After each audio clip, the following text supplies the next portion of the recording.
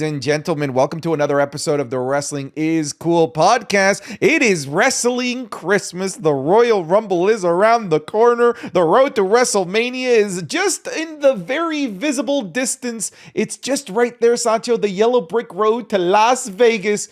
Oh, we're off to see the wizard, the wonderful wizard named Triple H, baby. Are you ready for Royal Rumble season? You got me all hyped. I'm about to run through a wall, dude. I am so excited. This is the perfect time too. It feels like we are enjoying the fruits of our labor when it comes to that. We've worked so hard to get here. We're in an unknown realm, Santi, because you remember like last year, it was the end of the road. You talked about that yellow brick road was Cody Rhodes' story. We don't know where this is going to go, brother. It could go anywhere. Now you add in CM Punk to the mix again. Whew.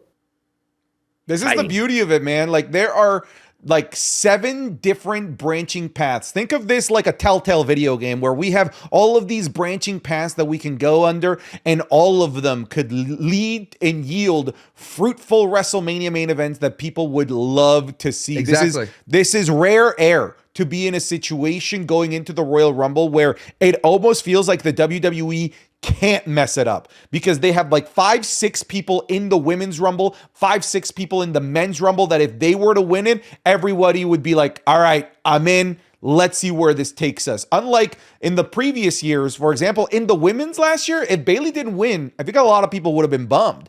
But this year, they're like the field's wide open. Field's wide open, baby. Yeah, a lot of people would have been bummed. A lot of people.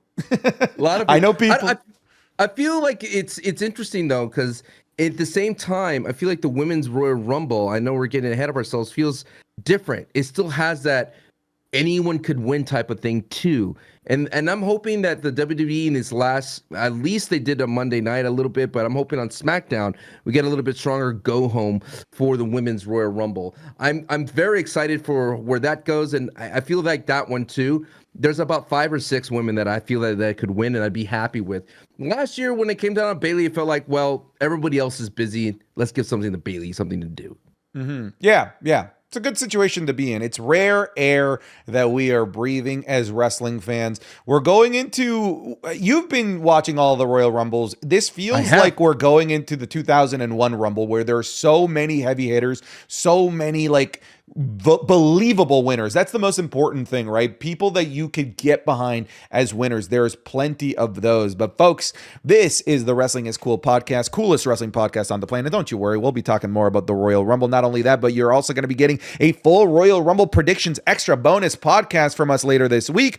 Wrestling is Cool podcast is available 3 days early over on Patreon, patreon.com/SantiZab. Not only do you get the podcast 3 days early, but you get the Raw reviews, the SmackDown reviews. They get the podcast early. You get 5 Wrestling is Cool Match Club watch-alongs. You get the Undertaker watch-along that we're doing for his WrestleMania matches. As we already spoke about, the Royal Rumble watch-alongs that we're doing. And sometimes you will be getting, with footage, PLE reviews. We tested the waters by doing it with Saturday night's main event, and people seem to really love it. Either way, it's just a bunch of extra content that can never see the light of day on YouTube because the YouTube copyright system makes it basically impossible. So you have to come over to Patreon, patreon.com/SantiZap, link in the description or link in whatever description of whatever platform it is that you are listening to and or watching. Please go support us over there. It's how we're able to do what we do as often as we do it. Sancho. Don't forget, movie night. Oh, This Friday, we're watching the Rundown, or was it Walking Tall or the Rundown that we came down to? Rundown. That's right. Yeah. Dude, I'm looking forward to that. I'm looking forward to that. After SmackDown, after I upload the SmackDown review, you can go live on the Patreon Discord. That's available for the $15 members. Come on by. Yes, sir. Yes, sir. But yeah, man, let's start off. We have a whole host of topics, and yet even though we have all of these important topics, I feel like the most important one to talk about is JD McDonagh. Good Lord, brother. That was one of the scariest bumps that I've ever seen, legitimately. The springboard moonsault to the outside, and then with full momentum, falls right back. What looked at first glance to be neck first right into the edge of that incredibly sturdy new announce table that is somehow edgier and pointier, which just made it so much worse. And it was with full speed, full momentum. I thought that like at first glance, I was like, that's a career ender, what I saw there. And it felt like Michael Cole was thinking the same thing. like he was kind of like panicking, like calling people for help. Like, hey, we're not kidding. Somebody please come out here and check on JD McDonagh. News has come out though that somehow this monster did not break his neck. Good. Thank goodness. We do have broken ribs, however, and a punctured lung. So think about that, how bad that whiplash must have been to puncture a freaking lung, dude. Just huge shout outs to JD McDonagh. This man is just such an unbelievable worker. He makes everyone look so good in the ring by making all of their movesets look so deadly. I've always joked about how Randy Orton is the best psychological seller because he makes you believe that he's been injured, but JD McDonagh is the best physical seller because he makes you believe that you just ripped them in half with a chainsaw with a simple clothesline. That's the magic of JD McDonagh. And it's a shame that he's going to be out for several months, likely going to miss WrestleMania if I'm doing, mental gymnastics in my head trying to do the math. But yeah, we wish speedy recovery to JD McDonagh because that was scary. I think these are one of these moments where you realize how fragile wrestling is and how dangerous it can be. These always have remember those old school Attitude Era ruthless aggression where it's like, don't try this at home. This is very serious stuff. And it shows all the montage of injuries. And I've always remembered Stone Cold's face in that kind of show thing. But yeah, man, just think about like an inch too far the other way, an inch too long the other way. It just shows you how close it was for JD McDonagh. And considering that the last horrific thing that we've seen was Big E's injury and how routine a belly to back suplexes type is to the outside and how routine it is for JD McDonagh to do this move. We see him do this move countless times. And I'm sure Ivar feels like awful right now, right? Considering that he was the man responsible for catching him. But you cannot predict and he knows what it's like to be out with a neck injury. Exactly. It's like kind of like a spookiness to it all, considering it was the War Raiders that this happened in the same match. I wish though, I appreciate the toughness of JD. I always understand the notion of the show must go on, and I understand the grit and the want to protect the finish of regardless of what it was. But at the end of the day, if they were going to lose anyway, which they did, just take a roll up, man. Like I just getting to the apron is enough for me to show you how tough you are. But for him to go through in the entire match with a punctured lung and broken ribs, it does speak volumes. But I'm hoping in the future that the WWE could protect their talent from themselves sometimes. That throughout the entire match, I was just like, please, Lord, let's end this match as fast as possible. Let's do a roll up. Let's do a quick finish.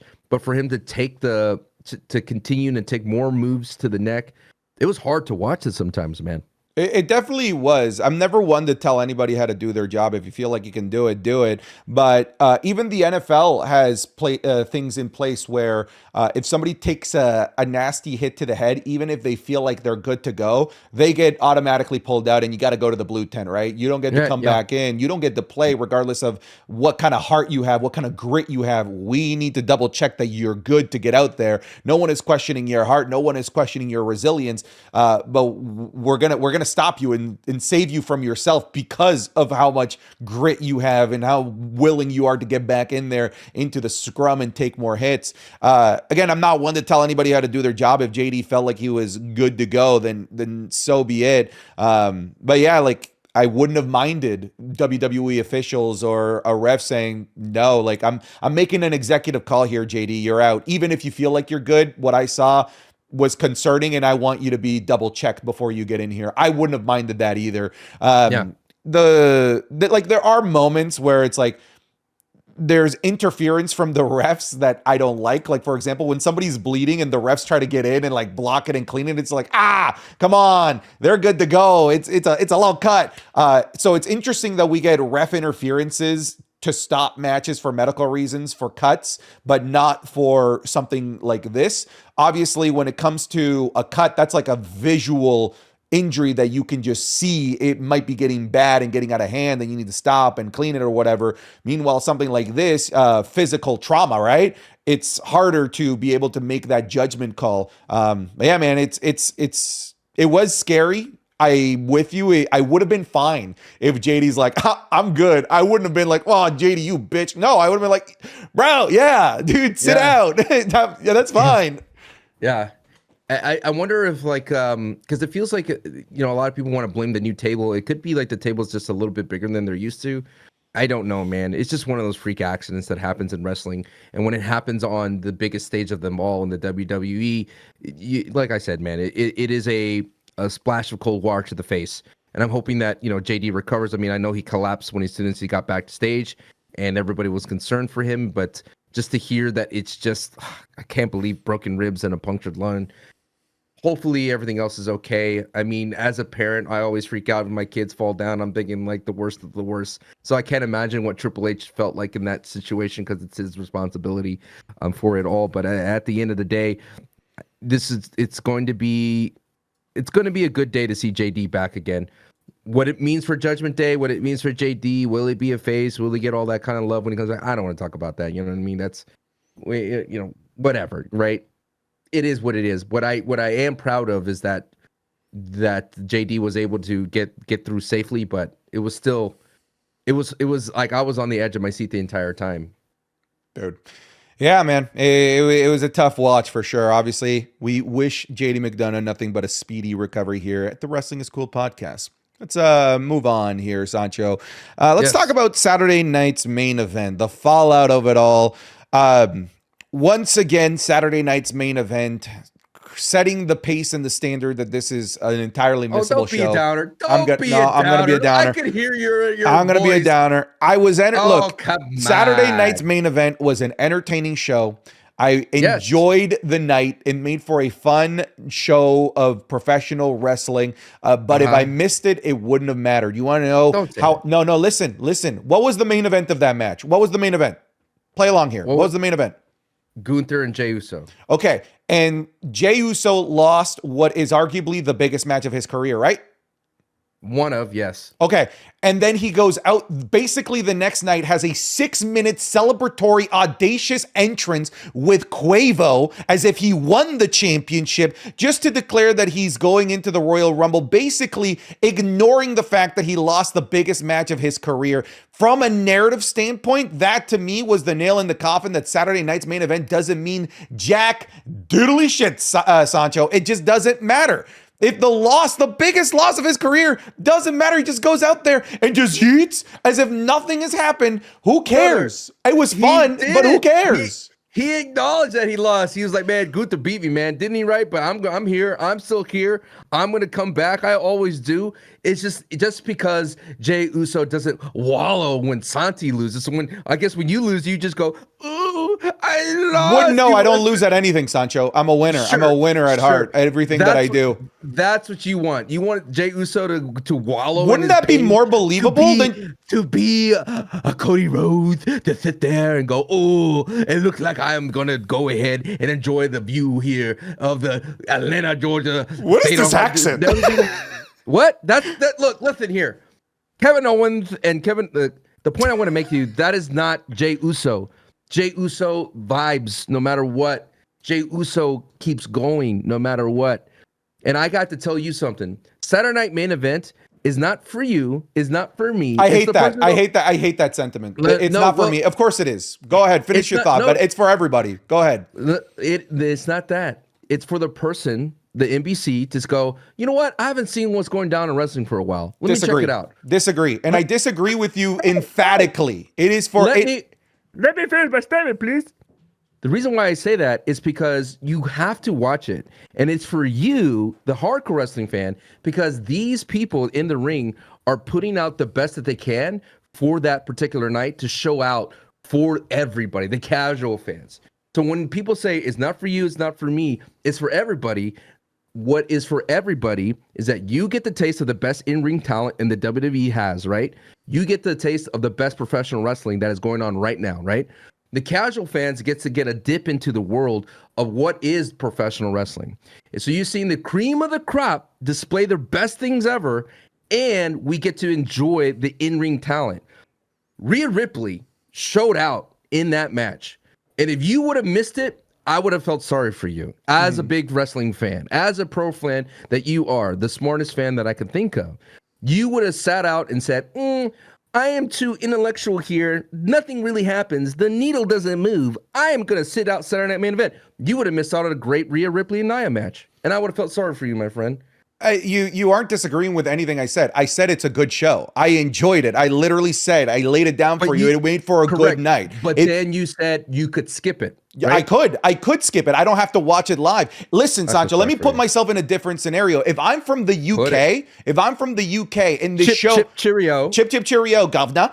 If the show is at 3 a.m. my time, and I'm choosing between Saturday night's main event or sleep. And if I'm choosing between the Royal Rumble is a bad example. Let's say Fastlane, a B tier PLE, Fastlane or sleep, I would consider staying up to watch Fastlane. Now, I won't consider staying up for Saturday night's main event. I can watch it the next day because there is no water cooler conversations that come about the next day from a Saturday night's main event. It is a good and entertaining wrestling show. The problem that I have with Saturday night's main event as a concept isn't that it's the show, because it's really entertaining and I understand that it's for a wider audience. The problem is that they use time on Raw and SmackDown, the shows that only the yous and eyes of the world, the more hardcore wrestling fans watch, to build it, and then do nothing on the show to reward the wrestling fan that watched leading up on Raws and SmackDown. And then when you get to the next episode of Raw and SmackDown, it's like nothing happened.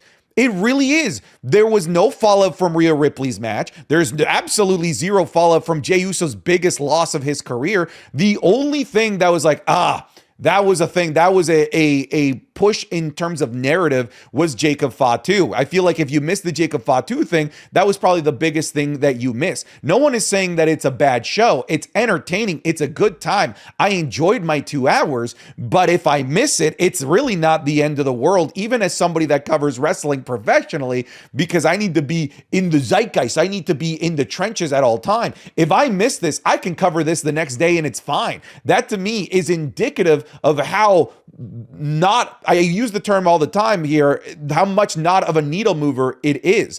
The fact that Jey Uso, again, he acknowledged it with his catchphrases. Yeah, I lost to Gunther. Yeet. He had my number. Yeet. What is that? I don't know why you're so surprised. It's Jey Uso. I am surprised because we've seen Jey Uso before in serious moments take off the glasses, talk candidly to the crowd, and that's when you yourself have said that is the best Jey Uso. This was not that. And I get it. He's creating hype for the Royal Rumble, but when you're creating hype for the Royal Rumble while at the same time telling the people that you lost the biggest match of your career, while at the same time basically not selling the loss because you just had a championship-like parade through the crowd, it just doesn't connect. It's Lego pieces not connecting with each other. That wasn't not his biggest match of his career. I mean, he faced Roman. That was a bigger match in Hell in a Cell. Like it's a championship match at a moment in his career where he is a believable champion. Back in 2020, no one believed he was winning. It was a good match, but no one believed he was winning. I think there's an issue with your argument, sir. You're fighting with your past self that wanted Saturday Night Main Event to be bigger than it is. And the issue is that you feel that when it's built up to this mini PLE type event, I don't think it's built up to that. It's built up. When you say built up, it's just the story's being told because it's the next plot point is Saturday Night Main Event. So you can't just ignore that. That's not going to come down the pipe. You have to build it up on Monday and Saturday or Friday so we could watch it on Saturday. You can't have zero buildup for Saturday Night Main Event. You're going to have, a little segment here with Nia who's beating up Rhea. And then the fallout is Rhea in the interview saying, yeah, I beat Nia and she's tough. That's not fallout. That's not fallout. That's not. That is not a reward. That is not a reward. That is not a reward for wrestling fans. Gone with the win, Triple H long term. Why not? Why again? I've said this before. You right now are in a situation where you are accepting mediocrity on your plate and you seem to be okay with it. You seem to just be eating and yum, yum, yum, yum, yum, yum, yum, yum, yum. Ooh, so delicious. I love mediocrity. Once every 4 months, delicious. You can't say Nia and Rhea is a filler and then be upset when it just becomes a filler. It is a filler. That's the argument of Saturday Night's Main Event. It's a filler. I can miss it. I know. I know, but my point is, I'm saying is, if you miss this filler, you miss grade A in-ring action, right? Grade A. No one disagreed with that. And you could argue that you could miss it and watch it the next day, but it's not going to be the same because, Sure it man, is. that live event was amazing. To see the performances of Rhea Ripley live is amazing. It's worth it for me. It's worth staying up for. What would have Rhea been could deliver. different if I watched that at Saturday on the moment versus watching it Sunday afternoon? What would have changed? I don't know. No one was talking about any of the matches or the fallouts on Twitter or online. There was, like I said, not everything's on Twitter, Santi. Yes, it is. Like literally, the entire wrestling narrative is on there. When wrestling shows end, people flock to online comment spaces to be able to talk about the show. And you would have missed that flocking. There was no flocking. That's what I'm trying to tell you. There was no flocking at all. Excited. I was excited. I said there was maybe a women's match of the year. It was a great match. No one is arguing this. I'm saying that no one flocked to Twitter. I flocked to Twitter. No. You are not the community. I know when there is a flocking, brother. You look at a regular PLE and the entire timeline, everyone is talking about what just happened. This was gone in the wind. You could have watched this the next day. There was no communal water cooler conversations happening about this. I still think that they're worth watching. I'm going to watch every Saturday night's main event. But again, there's a major disconnect when you're using Raws and SmackDown to build the show, but then you barely use Raw and SmackDown to deal with the fallout of the show because there was basically none. With Jey Uso, there was no fallout. What are you going to do on a Saturday? Huh? What are you gonna do on a Saturday? You watch. I'm gonna watch wrestling. It was good. No one is saying it's bad. No one is saying it's bad. You just not like the fallout, and I'm telling you, that's the fallout that Jey Uso did. That the fallout is no fallout. The fallout is Jey Uso is the guy that brushes it off, and that is going to be his demeanor going forward. That's the fallout, and you didn't like it. I get it. That's fine. It's fine if you don't like someone to go, my worst loss, I'm going to keep partying. I'm the Yeet Man. That's him. If you may like it, you may not. Clearly, you don't like it. It's bad. It's bad. You just don't like Jey Uso. I love Jey Uso. I think that a 7-minute entrance, and I clocked it. I'm not even exaggerating on that. A nearly 7-minute entrance off the back of a championship loss is crazy. I think it's wild. No one's blaming Jey. Jey doesn't book this stuff. I feel what they're doing with Jey Uso is they understand they have a vehicle to show how cool the WWE is amongst the hip hop community, and so they use Jey Uso for that. No one in the hip hop community was doing the yeet. Did you see around the ring? Everyone was doing it except the people in the front row. I'm just saying in general, like you literally have Jey Uso attached with Travis Scott, now Quavo. It's just going to get bigger and bigger, brother. I mean, the WWE is expanding that way, but I want to focus on the Saturday Night Main Event on the other way around. Now, we did see a title in the first main event. We saw the United States title born. That was nice. That was must see. I think this one was must see in my mind because of Jacob Fatu and Strowman, but I don't think it delivered on how much I wanted because it was built up a little bit higher. I just think the main thing about Saturday Night Main Event, it's more of like, hey, this is what's happening with us. You should it's a Trojan horse for you to dip in. And that I think for us fans that are more hardcore, it is much watch because the talent is doing such great things. And I know we've already harped on this point. It is a great show. And I think that's enough for me to watch it the day of and the night of. And there's always that notion it's just around the corner. You may see something big, right? We don't know. There's only 4 of these, right? NBC's only signed up for 4? For a year. For a year. So who knows what happens on the 4th one? It's only just 4. It's okay. I think it's okay, Santi. I feel like I would have been fine watching this Sunday afternoon, and it would have been okay. And I can't say that about any other wrestling show. I still think it's worth watching, but if I watched it over breakfast the next day, would have been fine. What happened on the rest? What happened on the rest of the card? Well, Rhea Ripley won. Yeah, that was awesome. Could barely tell. Code Red was awesome. That was a great match. Could barely tell that it happened on Monday Night Raw. Then Jey Uso lost to Gunther. You could barely tell on the next episode of Monday Night Raw. There were 4 matches, right? What else was there? You're so passive aggressive. What else was there? What else was there? You're so passive aggressive. There was the contract signing, could have happened on SmackDown. A SmackDown that needed. Really? No, look, that SmackDown needed that. SmackDown is just dragging. Like, they needed that. I feel like SmackDown, like, legitimate, because that was a really good segment.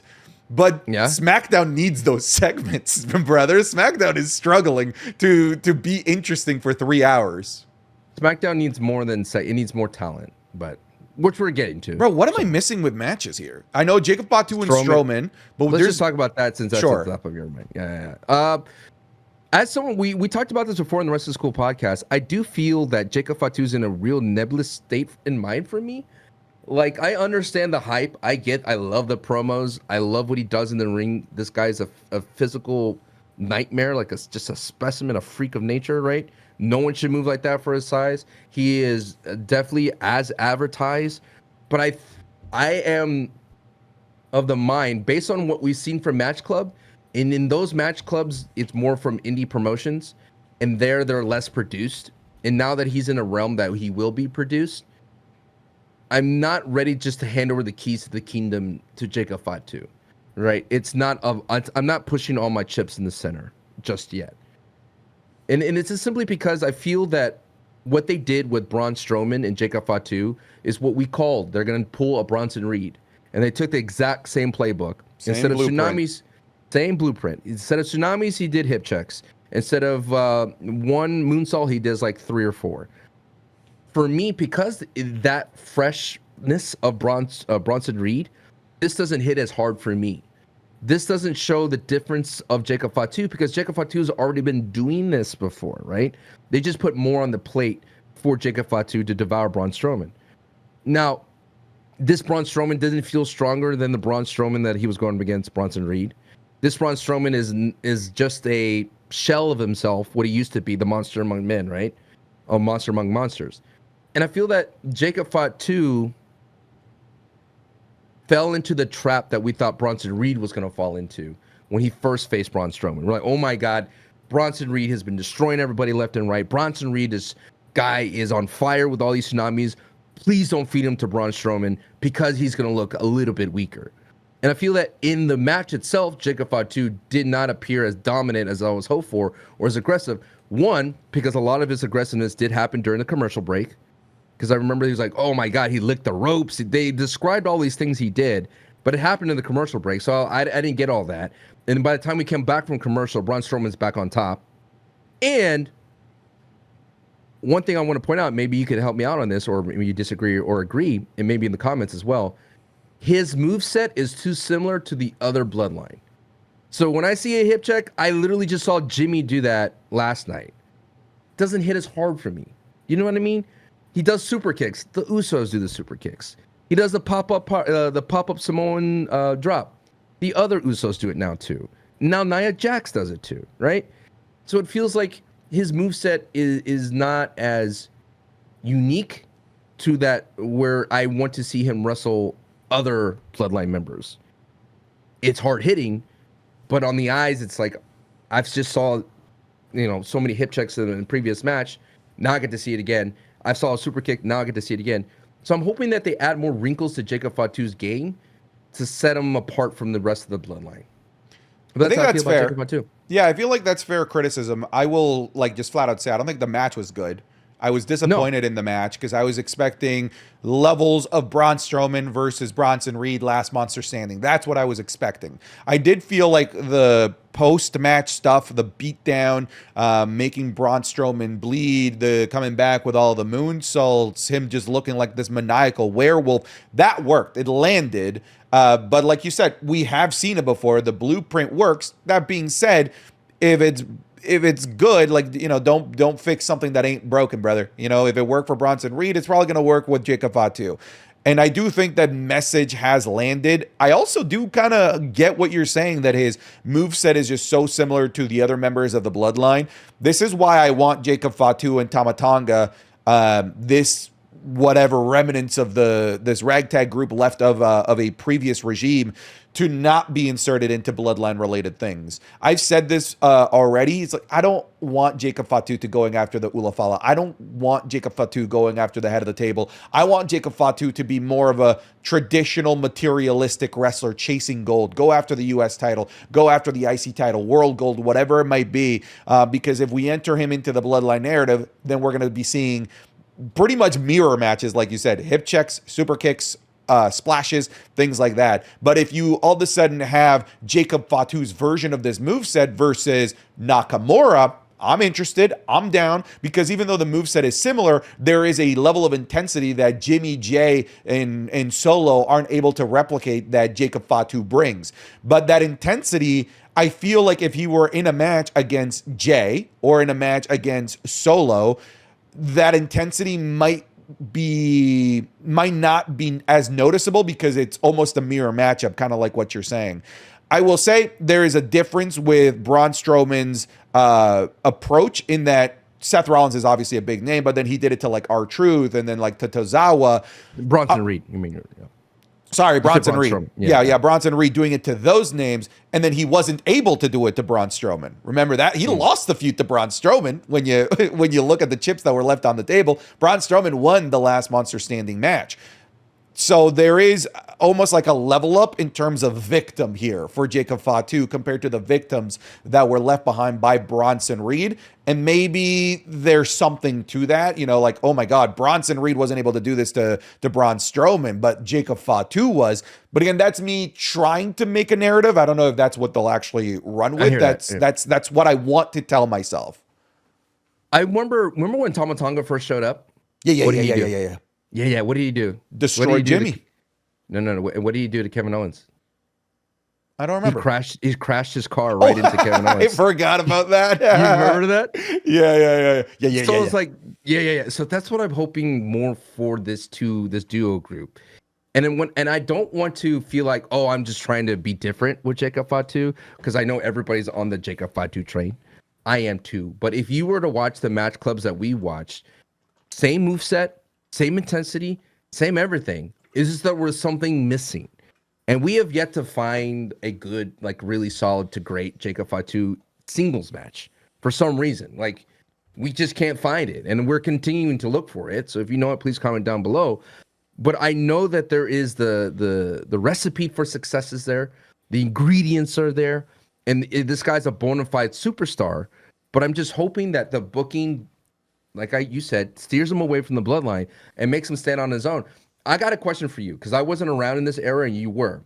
What made Umaga so great? The intensity, but also his relationship with Armando Alejandro Estrada, because he was a prize fighter. He was a nuclear weapon. That's like, Umaga, go destroy. They tried to replicate it with Rusev Crush, and it worked. It got Rusev all the way to a WrestleMania match with John frickin' Cena. Funny enough, both Umaga and Rusev both lost to Cena and lost a lot of their momentum because of Cena.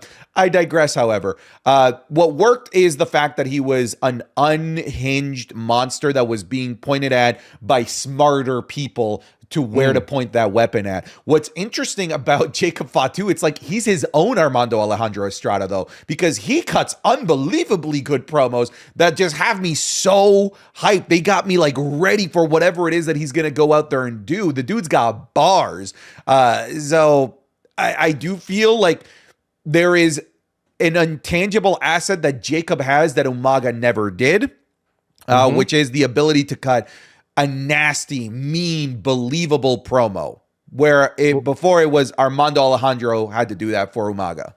But what about in terms of where he was on the roster? Was there anyone like Umaga, moveset-wise or anything? No, Umaga was incredibly unique. That is very true. That was an era where Samoans were not the hot commodity that they are today. Okay.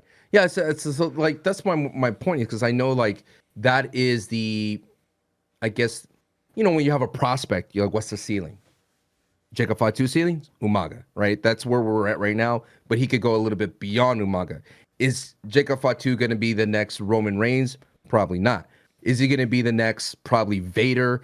Bam Bam Bigelow, like the next big bad guy, maybe like a Brock Lesnar, possibly. I really do think he could get that to that level. But I feel like a lot of people are ready to throw him into that main event, into that WrestleMania picture. And I'm not ready to throw him in that main event just yet. Does that make sense? No, I feel you. He has a lot of work to go to. And not only just, I'm not saying his in-ring and his promos, I'm saying like his booking has a lot of work to get him to the point where when he first showed up on the scene, he's taking out Cody, Kevin Owens, and Randy.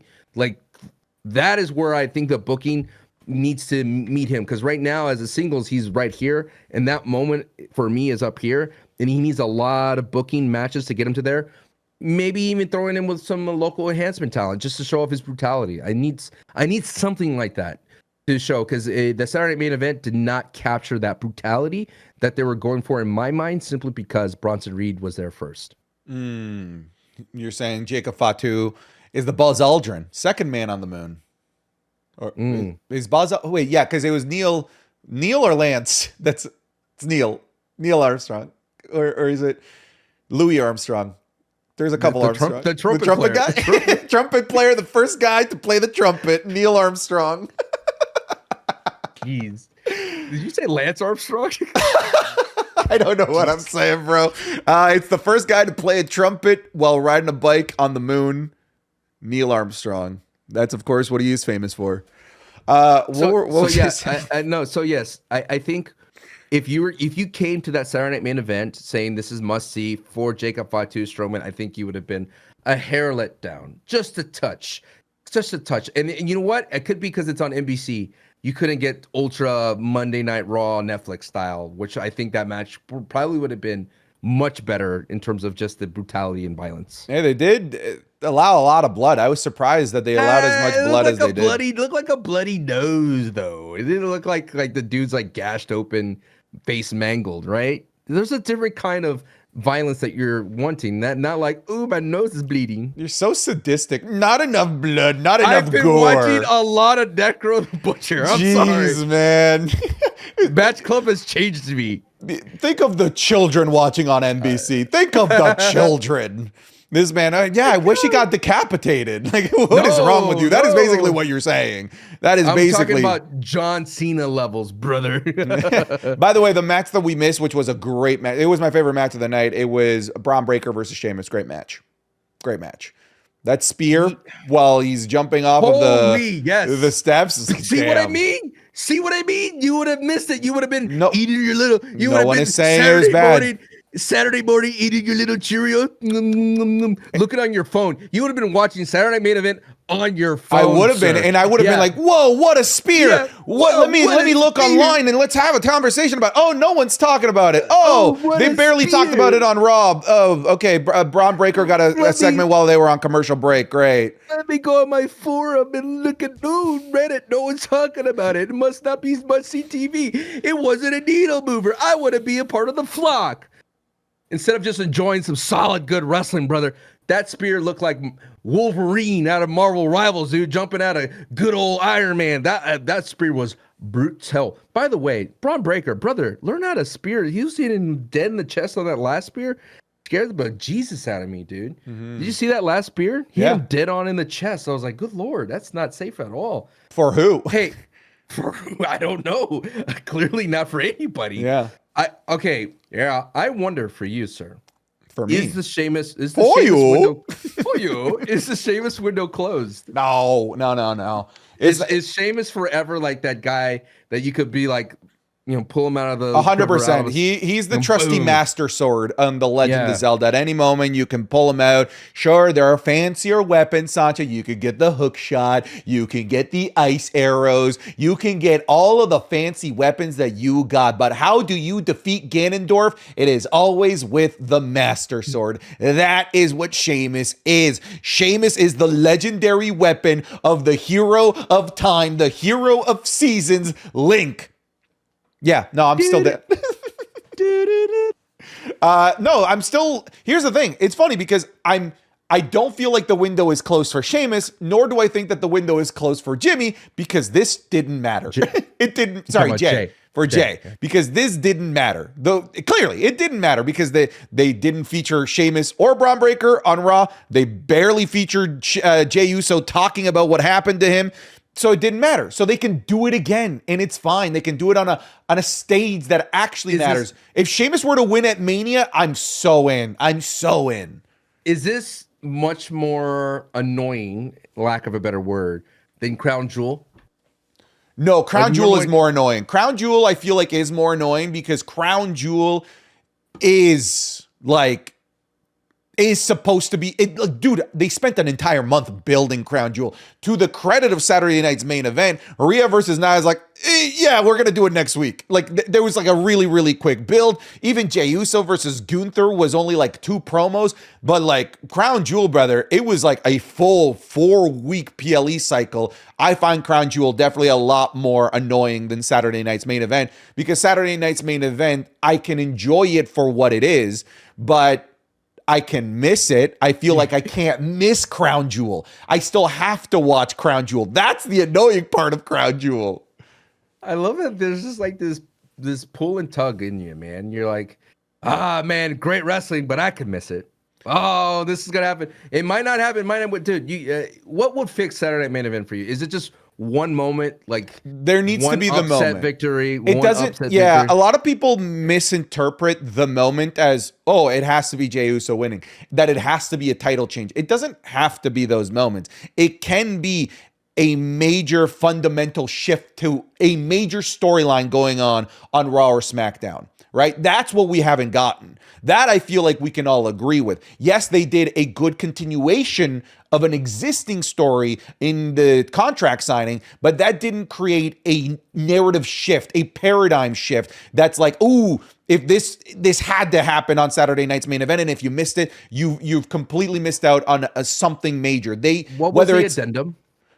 Good question. And I keep pointing it out that they didn't mention the addendum. It's a drop storyline. And people are like, actually the addendum is that they both had to give the titles up. They never mentioned that. You're literally retconning. You're making that up. They never mentioned that.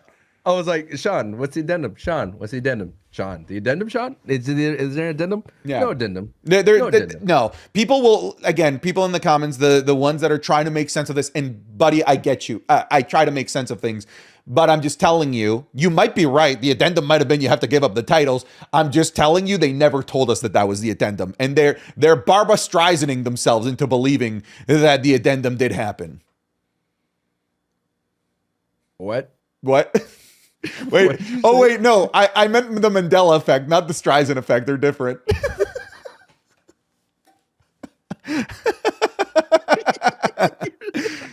Did you guys ever expect a wrestling podcast that mentioned Barbara Streisand? You're like wrong on all accounts. You just keep digging yourself deeper into the No, it's a Mandela effect. It is the Mandela effect. They think that they heard it. They never did. No, I think the Mandela effect is like, and correct me if I'm wrong, is that you just misremember something. Like they're similar. That's exactly what we're talking about. Think about this, like it's the something effect that starts with an S. It's like the Streisberg effect, not the Streisand effect. Wait, no, hang on. The Streisand effect. Hang on. Is the Streisand effect not about Barbara Streisand? Hang on. The Streisand effect. I think it is. All right. No, I feel like you're laughing at me and you're wrong. God, I feel like it's Streisberg. There's a berg in there. I swear to God. Okay. No, you are so wrong. The Streisand effect is an unintended consequence of attempts to hide, remove, or censor information where the effort instead increases public awareness of the information. No, you're wrong. It is. The term was coined by Mike Masnick after Barbara Streisand attempted in 2003 to suppress the public or the publication of a photograph showing her clifftop residence in Malibu taken to document coastal erosion in California. So, and then what happened is inadvertently drawing far greater attention to the previously obscure photograph. The effect exemplifies psychological rectance in which the attempt to hide information instead makes it more interesting to seek out said information. Apologize! It's so easy. You're so easy to gaslight, by the way. No, apologize. It is not the Streisberg effect. Apologize. I will not continue this podcast until you apologize that this was the Barbara Streisand effect. All right. Lo siento. Okay, I'll take that. Speaking of just random Spanish words, did you hear Kofi Kingston on Raw? He wasn't mic'd up, but he's just like, look at Woods. He's cutting him down como un árbol, like a tree. That's Spanish.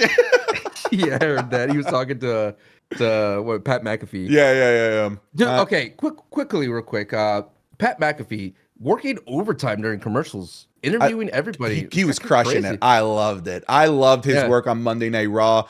I missed all that too. Yeah, man. You missed some good stuff. Him interviewing Kofi's family, interviewing Mr. Boat, aka Lil Yachty, Kai Cenat as well. Yeah, he's doing overtime, and it just feels like he's just having a good old time. It feels like what Pat McAfee brings from his show just works wherever he goes for a majority of people. I know there's a lot of people that don't dig it. So, Saturday Night Main Event, thumbs up or thumbs down then, brother? No, as a show, it's a thumbs up. There's nothing wrong with the show. A thumbs up that you could enjoy Saturday morning. Yeah, a thumbs Sunday up morning. that you can enjoy Sunday morning. You can enjoy it over your morning bangers and mash if you're a British person, so that you don't have to stay up at 3 a.m. to watch it. I don't think that you need to. You're gonna rue the day when. Oh, I'm sorry. Is the Saturday night's main event train leaving me, Sancho? No. I'm just gonna feel sad for you when there's a major. You're gonna go, hey guys. You're gonna tweet, hey guys, I'm not gonna watch Saturday Main Event. I'm gonna go do something else. And lo and behold, a big event is gonna happen. That's called the Santi effect. That's the Santi effect, not the Streisand effect. That's the Santi effect. It is, and I'm looking forward to your October Japanese adventure. By the way, you're gonna love Japan. Oh, can't wait. Love Japan. Refreshes your soul. You know what I mean? There's something about it that you just go, I want to live here. Got it. You might want to live here. Maybe. Where are you going? Kyoto? Tokyo? Well, we currently only have flights. Our flight set. We're in Tokyo, but we want to go to Kyoto. We want to go to Osaka for sure, and obviously Tokyo, since we're already going to be there. We're there for 2 weeks, so we got plenty of time to be able to visit several cities. Are we going to still do the podcast? Where are you going? I don't know. The time change is so big. The time change is so big that we might literally not be able to, but we'll see. No worry, I'll take over. It's going to be, I want to put a sticker over it that says Sancho is cool. Yeah. Nice. I could do it. Trust me. All right, let's talk about some future stuff. Future Cody Rhodes versus CM Punk. Is this the WrestleMania main event? Obviously, we had the go-home moment there between Cody Rhodes and CM Punk. Call back to last year's Royal Rumble go-home with Cody Rhodes and CM Punk. A go-home that led to Cody Rhodes winning and eliminating CM Punk at the end. Yep. Are we seeing CM Punk as the obvious favorite after this? But that aside, that's not the point here. The point is this what you want to see? Cody versus CM Punk as the Mania main event? And if that's the case, and if now they're already planting the seeds for this, are we throwing out the final boss out the window for WrestleMania 41? That's a loaded question. You could never throw out the final boss because the final boss could show up when he's like, "Oh my God, there's a lot of people here." Maybe different wording. Has the final boss thrown himself out? I don't know, dude. The Rock comes and goes, dude. He's like anybody. He could do whatever he wants, type of vibe. But to answer your first question, do I want to see CM Punk and Cody? No. I feel like that's too much. I don't want to see it now. I'd rather see so many other bouts for CM Punk. You basically what you're asking me is Cody Rhodes and CM Punk the money match, right? Mm-hmm. No. Oh! It's CM Punk versus Roman Reigns. That's the money match. There's much more history to me than CM Punk and Cody Rhodes because they already kind of said it. CM Punk was the guy that Cody Rhodes was chasing, and now Cody Rhodes is the guy that CM Punk is chasing. CM Punk's not chasing Cody Rhodes, brother. He just happens to be the guy that's wearing the belt that he wants. He may not even want that belt. I feel that they're passing ships in the night, man. They're not necessarily on a collision course. Does that make sense? That's a great analogy. Passing ships in the night. I'm going to steal that and not give you credit. You do that a lot. What can I say? Yeah. Now, Down to Clown is my thing now. It is. Yeah, you're gonna say it all the time. So it doesn't feel like they're on a collision course like a Roman and CM Punk does. Because you have the Paul Heyman tie, right? That feels like a collision course that then needs to settle its score. Seth Rollins and CM Punk, that feels like it's on a collision course that needs to happen again. Drew McIntyre, CM Punk could definitely happen again. bigger matches for me for CM Punk to go forward than Cody Rhodes. Cody Rhodes, to me, his money match is Randy Orton in my mind. I feel like that's a stronger match, a Mania match for me. If you want Cody versus CM Punk, I don't know. To me, that feels like too much of an AEW type of thing. Like you're including you're including the AEW history for that to matter. Does that make sense? And that is true. You have to kind of even whether it would have to be indirectly, you would have to include that history for it to really hit home. Because they both left. Yep, they both left, and they both left the WWE. So. And they did, and they weren't even able to cross paths in AEW. They never were able to have a match when they were there, which is interesting. Dude, this is fascinating. We are in like complete polar opposite camps today. What did you eat? Did you eat a magnet? I might have eaten a magnet too, because we might just be just polar opposites right now, brothers. Polar opposite right now. After seeing the worst pickup line ever. Well, because I bring the steel, baby. Can I get your number? No, you may not get my number. Sancho, how much does a polar bear weigh? I don't know how much. Enough to break the ice. Can I get your number? Do people ask for numbers anymore? I've been out of the game. No, it's for asking a for long Instagrams. Can I get your Instagram? Can I get your Snap? That's what they do, yeah. Really? Yeah. Wow. I'm an old-fashioned guy, right? May I have your number? Yeah, like may I have your telephonic sequence that allows me to communicate with you telephonically, Miss Danzel? I don't know, but but it's in my single days, I caught the like back end of like or like the start of dating apps and like predominantly asking for Snapchats and for Instagrams. That's what it was, brother. And then you'd get on Tinder and then you'd be like, hey, let's take this chat over to Instagram. And then that was like the next step. And then now you go from Tinder DMs to Instagram DMs. I was like, I'm in, brothers. I'm in. Why do you make it sound so slimy? That's the game, though. That's the game, to move it over to the IG DMs, brother. It was. That was hypothetical single Santi. That's what he'd be doing now, man. That's what he'd be doing. Play the game. Time to play.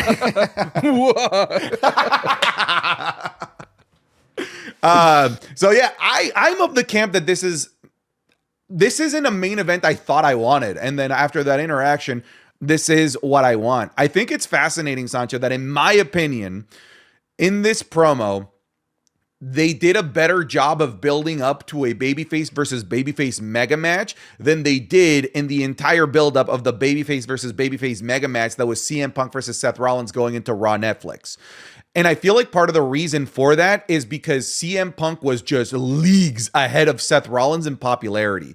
It didn't feel like super over babyface versus super over babyface. It felt like super over babyface CM Punk versus Seth Rollins that was down here, who was getting drowned out with CM Punk chants anytime he would talk. It was very clear that the most popular guy in that feud was CM Punk. It might be because they were in Atlanta, Cody Rhodes territory. So we'll have to see if these interactions have the same effect elsewhere in Oregon, California, whatever it might be. Chicago. Yes. Oh, Chicago's a different story, brother. But it felt, at the very least here in Atlanta, that they were both mega over. They were loving Cody Rhodes. They were loving CM Punk. They were letting Cody talk and not chanting CM Punk. It felt like uber mega over babyface versus mega uber mega babyface.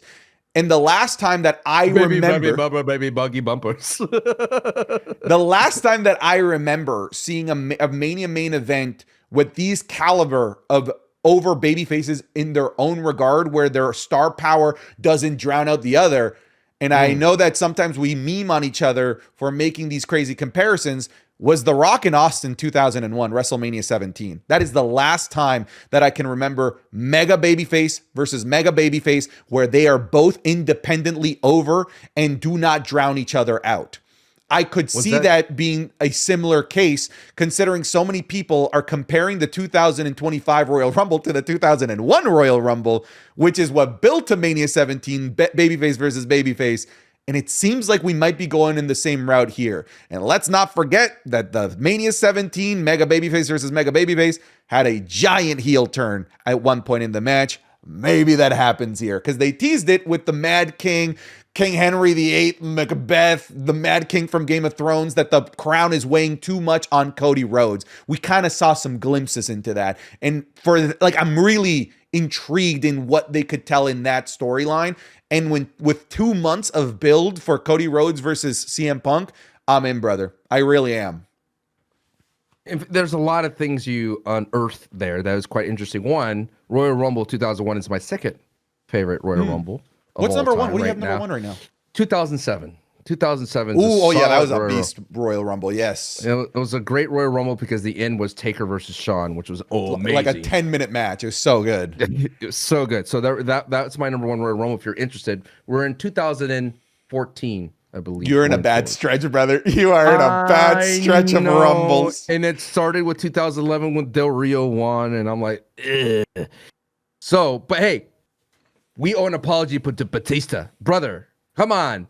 Batista did not deserve to be booed. I don't know him. I don't owe an apology. I love Batista when he returned. So, yeah, we just watched 2014 with Batista, and then I came out in 30, and everyone booed me. And I didn't know why. Poor Ray. Yeah, my feelings were really hurt. And at that very moment, as I was walking to the ring, I was thinking, what would Eddie do? Bro, I've been playing some horror games on stream, and people were sending me bits to narrate what I was doing as Rey Mysterio. And then I was walking down the dark hallway. 619. Dude, the thing about CM Punk and Cody, and I like what you said about, CM Punk throwing that thing like, dude, that thing's changed you. You need to get it all. It's like kryptonite. It's like poisoning you, right? The blood is poisoning you. This crown, the championship belt. I like when CM Punk said, like, I'm your best friend, and that's why I'm here to stab you in the front. Very, yeah, you nailed it with Game of Thrones things.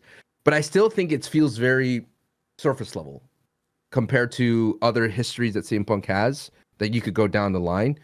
And it's great. The 2 promos was fantastic.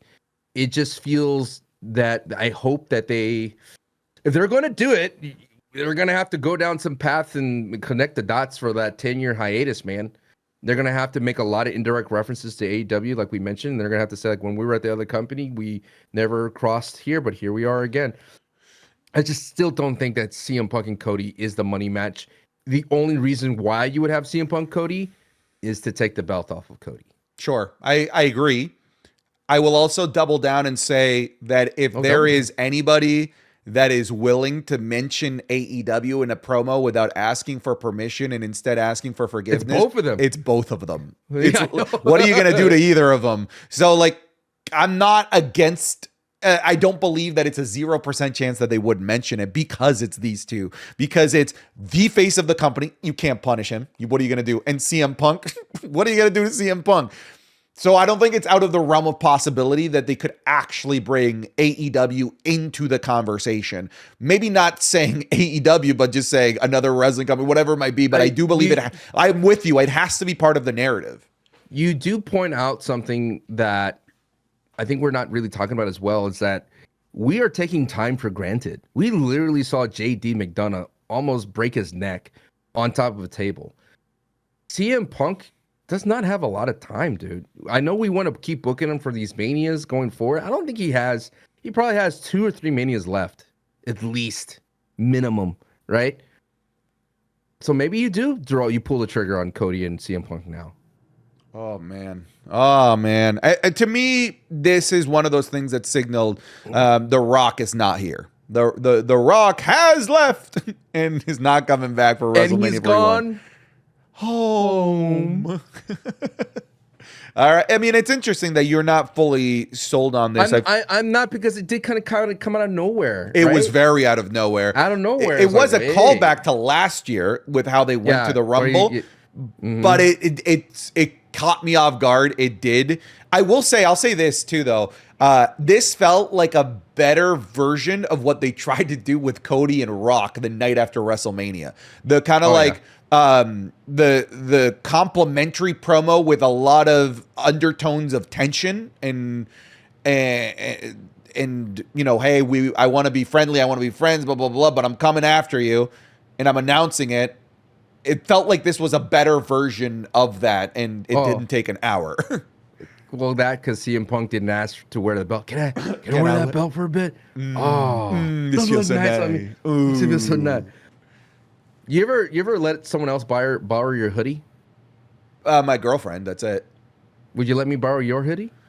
I'd be weird about it. I don't know why I'd be weird about it, but Why? I guess I don't know why, man. I feel like there's a strong bond between a man and his hoodie. That's a good point. Valid. It's weird to explain, but I feel like there's a bond. No, I feel that. Like I hate when someone borrows your hoodie and they stretch it out. Mm-hmm. I'd be more okay with you wearing a shirt of mine than yes, a shirt of mine than I am a hoodie. I feel like a hoodie is just like it's this thing that like I'm wearing it, but I'm also like snuggling with it while it's on. And now if you put it on, it's like I will forever be kind of snuggling you. Yeah, because those are like hoodie actually like hold on to your smell more. I think so. It might be. My dog loves my hoodies because they smell like me probably. So you would let your dog borrow your hoodie over me? Yes. Yeah. My dog is a priority over you, and when it comes to hoodie lending. Do you think CM Punk could ask for Cody's hoodie? that I mean, if he does, we better be going to WrestleMania for a match. Right? Yeah. Right?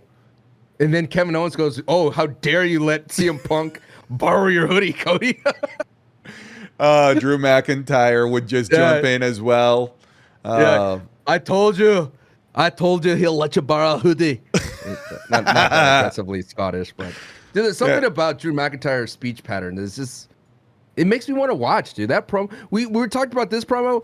But Drew McIntyre going against Paul Heyman? That was great. Dude, McIntyre is going bars for bars against the best in the business. Literally anybody. Which is why I'm not afraid of him going up against Cena. Because that's always sort of been a hesitation that many of us have. Like, do we want to put him against Cena? Because Cena will just kill him.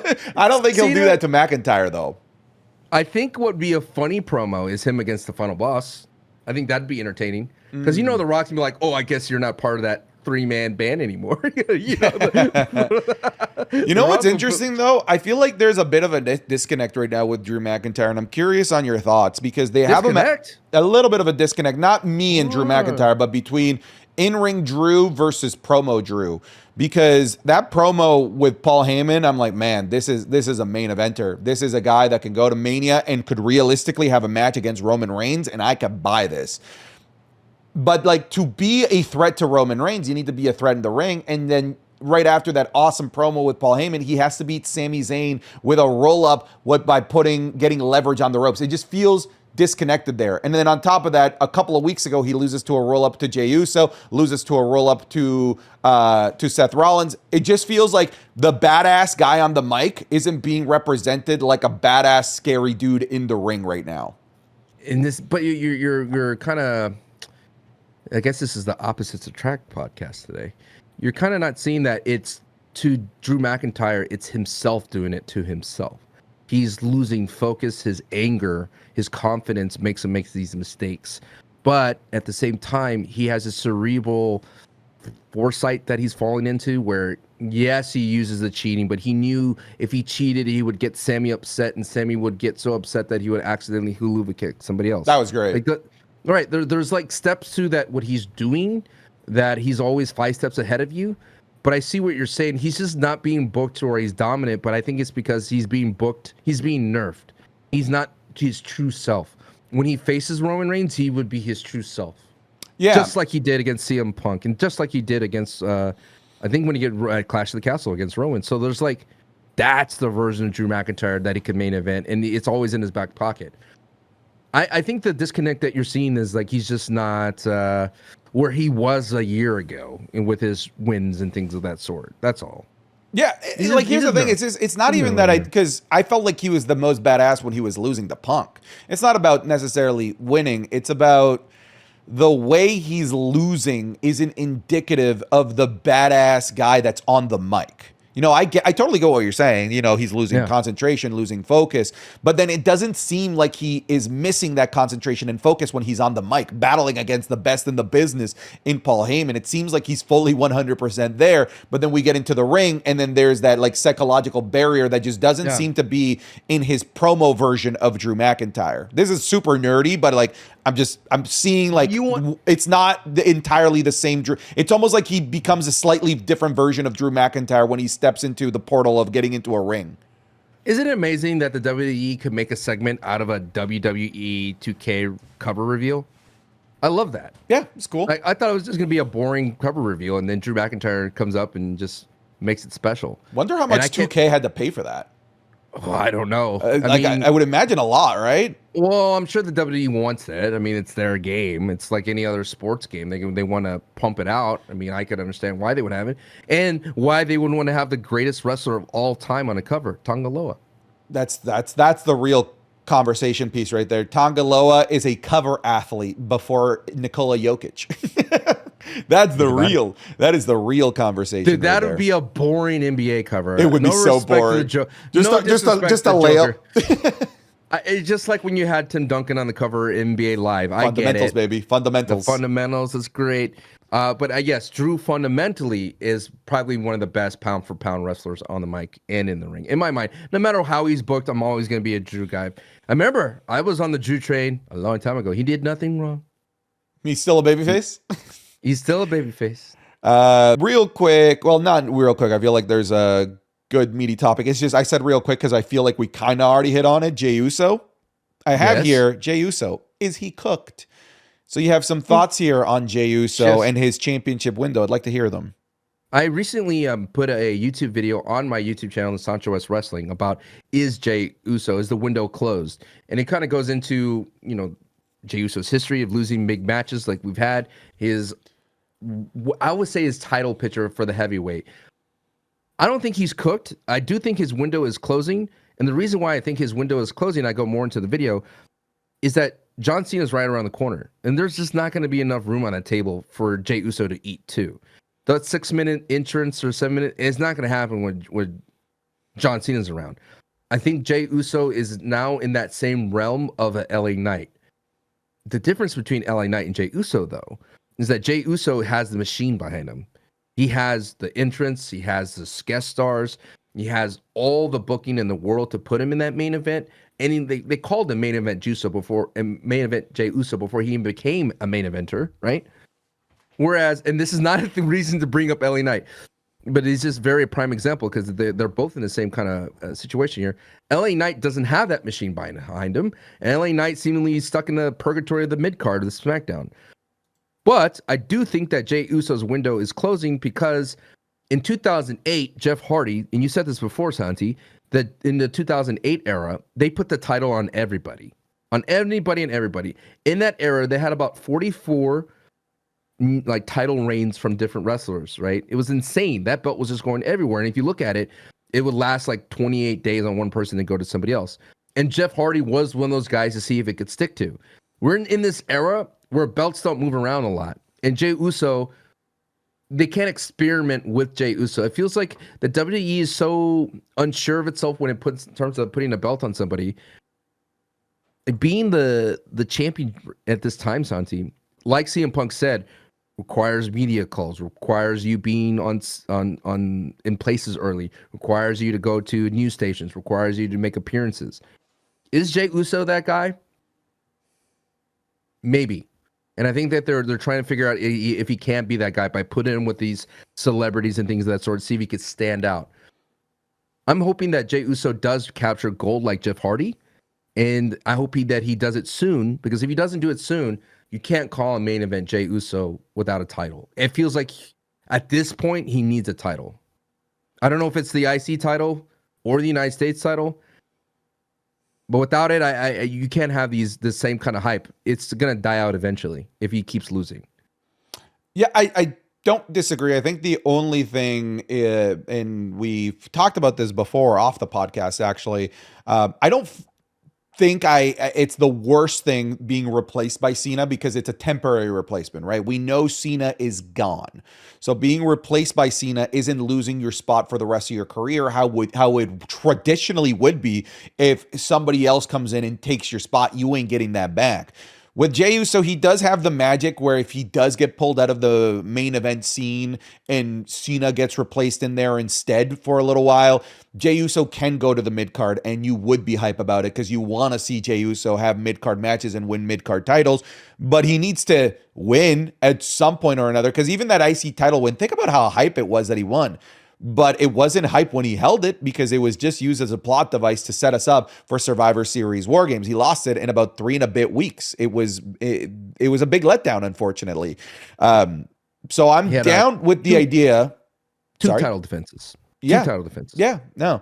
I'm down with the idea of Jey Uso like winning championships, and I'm down with the idea of them capitalizing on this popularity of Jey Uso. But it is a difficult outlook to see where that big championship reign can happen when we are in an era where they don't really shift championships around, like you said. In the Ruthless Aggression era from like 2002 to 2008, they were putting that thing on everybody. JBL, sure, why not? Here you go. This Chris Benoit guy never had a chance. Go for it. Try it out. They tried with JBL. They tried it with John Cena was a new attempt. Batista, until they could eventually find a guy that could stick with the championships. That was a problem left behind by the bygone era of Stone Cold Steve Austin and The Rock leaving the WWE. And then even after finding their guy in Brock Lesnar, he leaves as well. So now they're in panic mode. The WWE is not in panic mode. They are not in a desperate situation to find their guy because they have an arsenal of the guys, unfortunately, for Jey Uso. If we were in the Ruthless Aggression era, Jey Uso would already be a 4-time world champion. Legitimately. I really believe he would already have held the title 4 times, 1-2 month title reigns at a time. But now it is a much more difficult outlook to try and paint a Jey Uso World Championship victory. That's why it pains me when I see these opportunities against Gunther happening at events that we know aren't actually going to pay dividends. That Saturday night's main event match, had it happened at some point after Mania, even at Saturday night's main event, just after Mania, I'd be like, this could happen. Like, legitimately. Like, we could have a Jey Uso championship victory. But it seems like they give Jey Uso the opportunities at the worst times. Like, think about this. Gunther ain't losing that thing before Mania. Like, making the decision to take a world title off a champion at this point, when we're at the road to WrestleMania, that's a big monumental decision. Big shift. And I just don't think that they're willing to do it at this point. And the last time that he had a big world championship opportunity was against Damian Priest. Damian Priest's first championship defense. They weren't going to have Damian Priest lose off in his first championship defense. So it's like they keep inserting Jey Uso when they need somebody just to fill in a void, to fill in a gap, as opposed to use him as the guy that could carry the banner for your company. I haven't seen them give him the opportunity to be the flag bearer yet.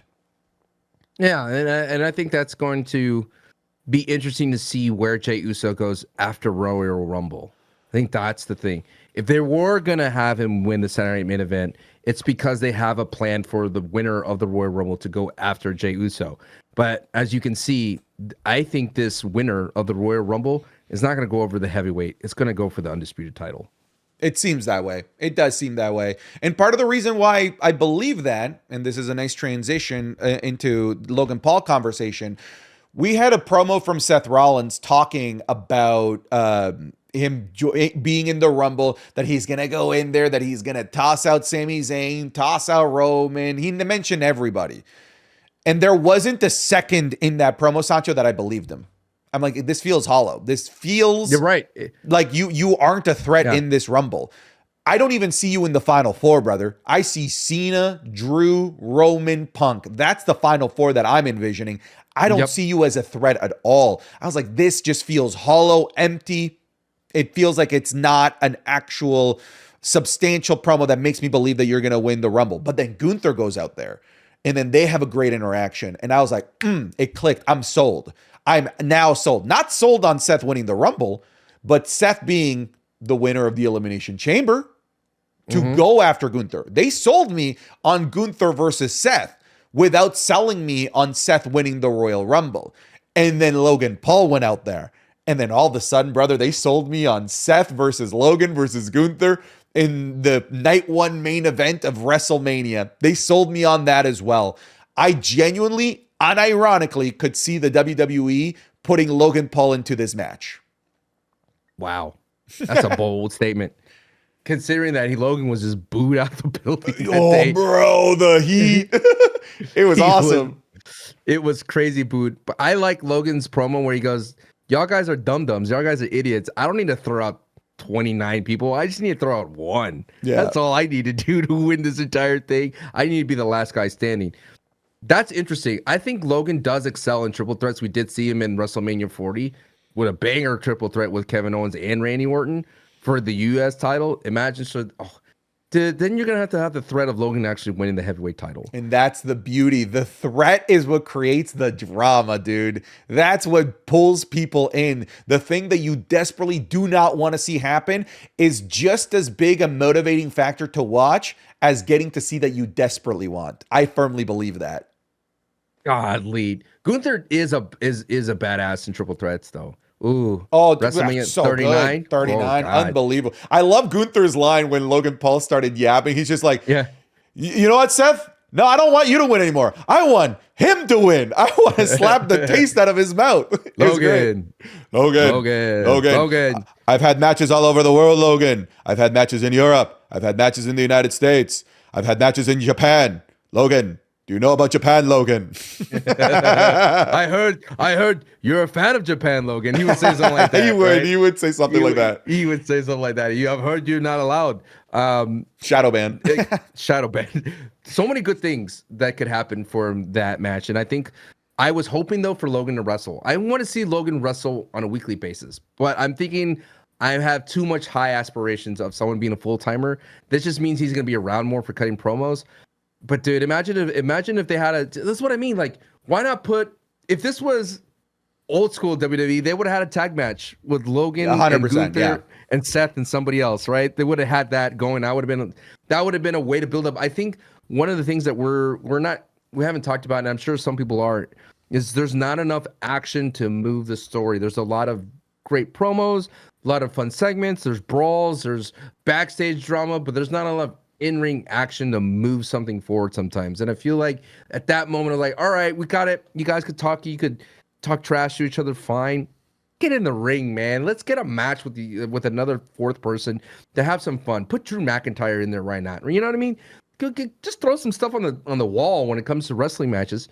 Because it feels like when I upload stuff on the TikTok and Instagram, not a lot of matches. Not a lot of matches. That's true. That's fair. There. It is just like 6 or 7. And you know, I think that could be a thing that I'm hoping.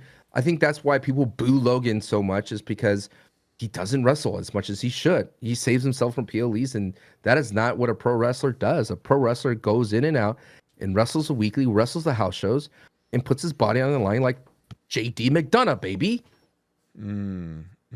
So do you see it though? Do you see the vision, Logan Paul? I see your vision, and to think of Logan Paul main eventing a WrestleMania, but like in his career, adds more to his kind of his bowstring, where he could say, "I'm saying a main event of WrestleMania faster than you, CM Punk." Like I could see that being said. It's just like, do I want it? No. Yeah, you do. Now you're lying to yourself. Why are you lying? You like Krabby Patties, don't you, Sancho? The big thing is just like where you get down to it. Don't treat me like Squidward. When you go down to it, though, it's like, what else is Gunther going to do, right? Yeah. If you could have a Gunther versus Seth match, and sure, it'd bang, but it wouldn't be that extra layer of Logan Paul. And Logan Paul just brings that extra layer that makes it a WrestleMania worthy, right? It gives it that extra oomph. You're like, yeah, you're starting to see the light. Come on by, baby. Yes. Who's going to be the pride bottle, right? Who's going to be the feastable? Dog, I can't believe, just to quickly pivot here, that the WWE is embracing Kai Cenat and Speed so much that I'm thinking that this is definitely a Logan Paul's doing. I think Logan Paul, bends the ear of Triple H sometimes. Like, hey, just to let you know, there's this Twitch streamer. Look how many views. One of the coolest things, though, And it's always been a notion when it comes to streaming, right?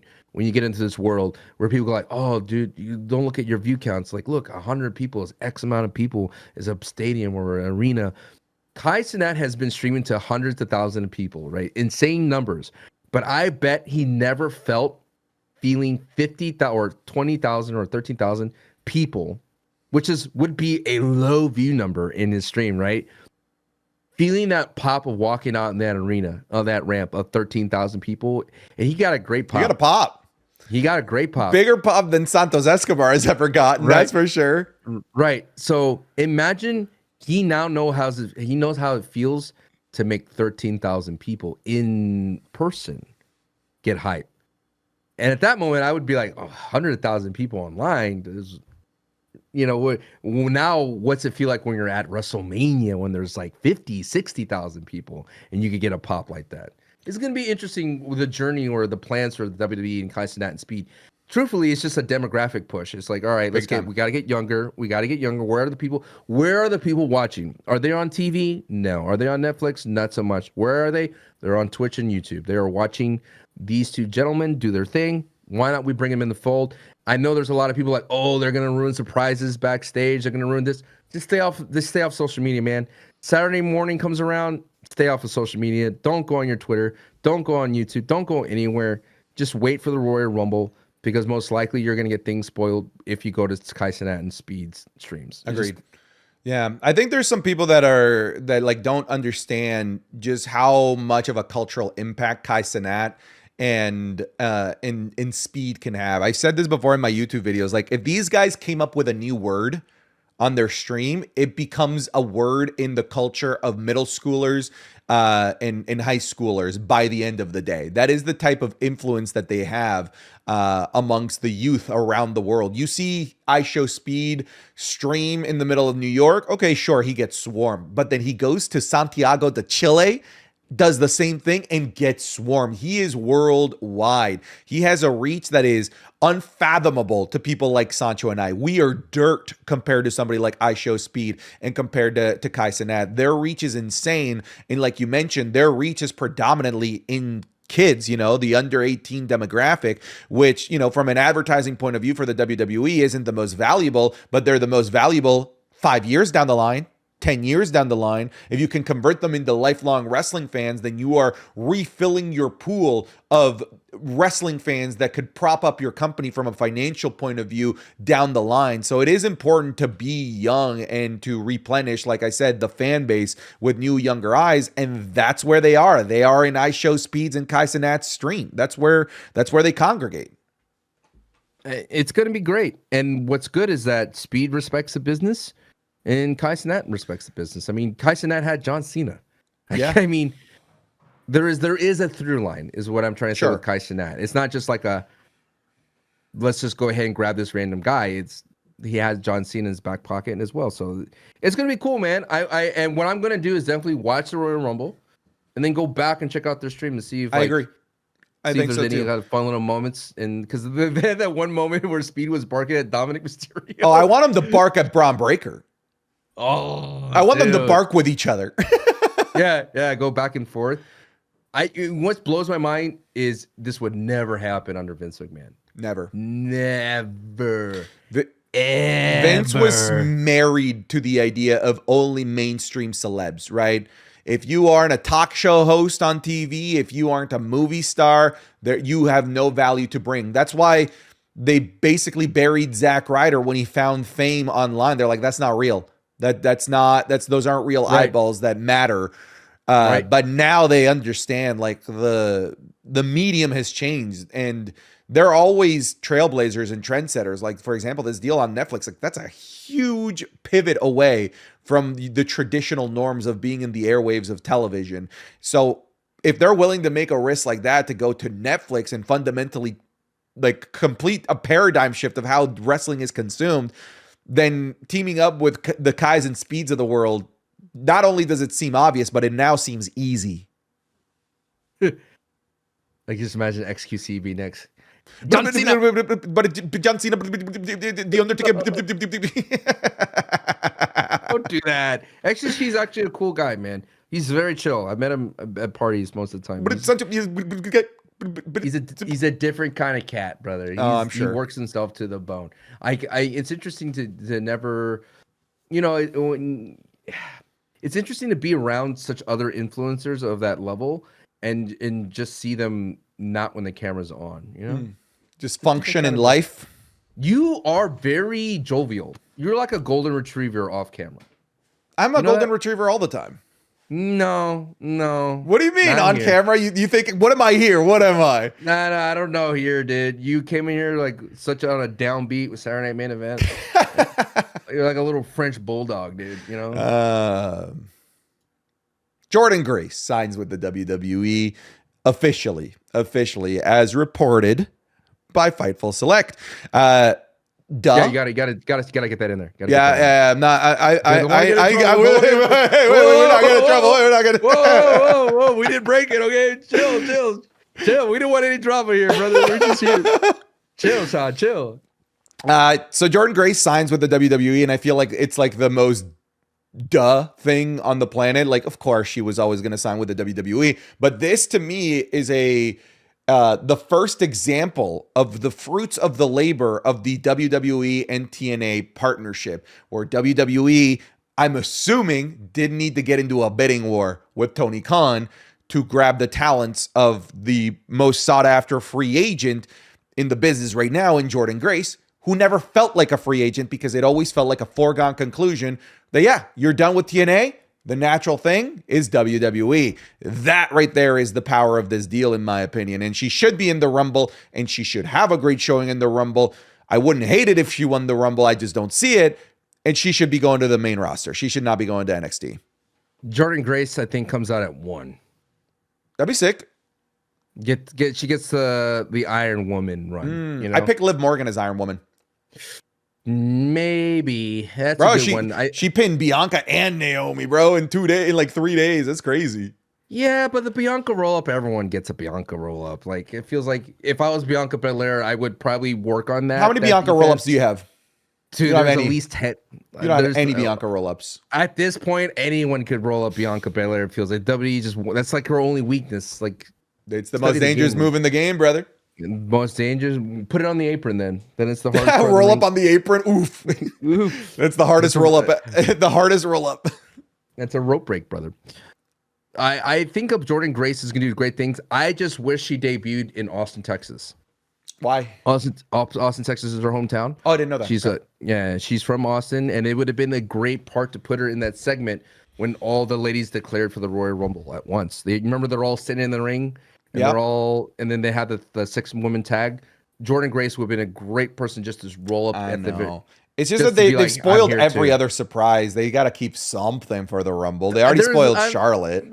Yeah, I guess, but I'm saying the reason why they had Charlotte vignette, which was amazing, and I cannot wait, is because they're trying to tell the world that Charlotte is not the Charlotte that we knew before. Sure, this is a completely different, glamorous, dare I say, elegance Charlotte that we're getting here. That's going to be a diva, and that's going to be a heel.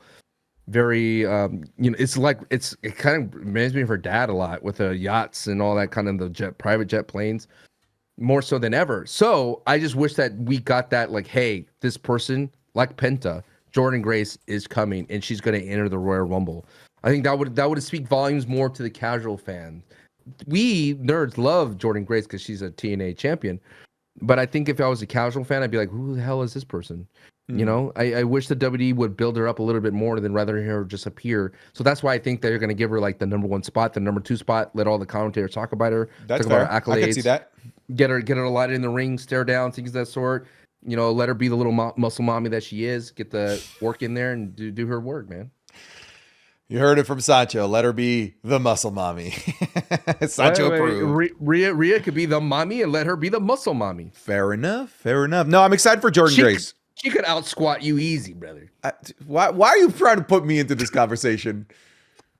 Why are you throwing me in here? I knew that would be the thing that would just derail you, right? I hate underneath the bus. I don't like that. Have you seen her back?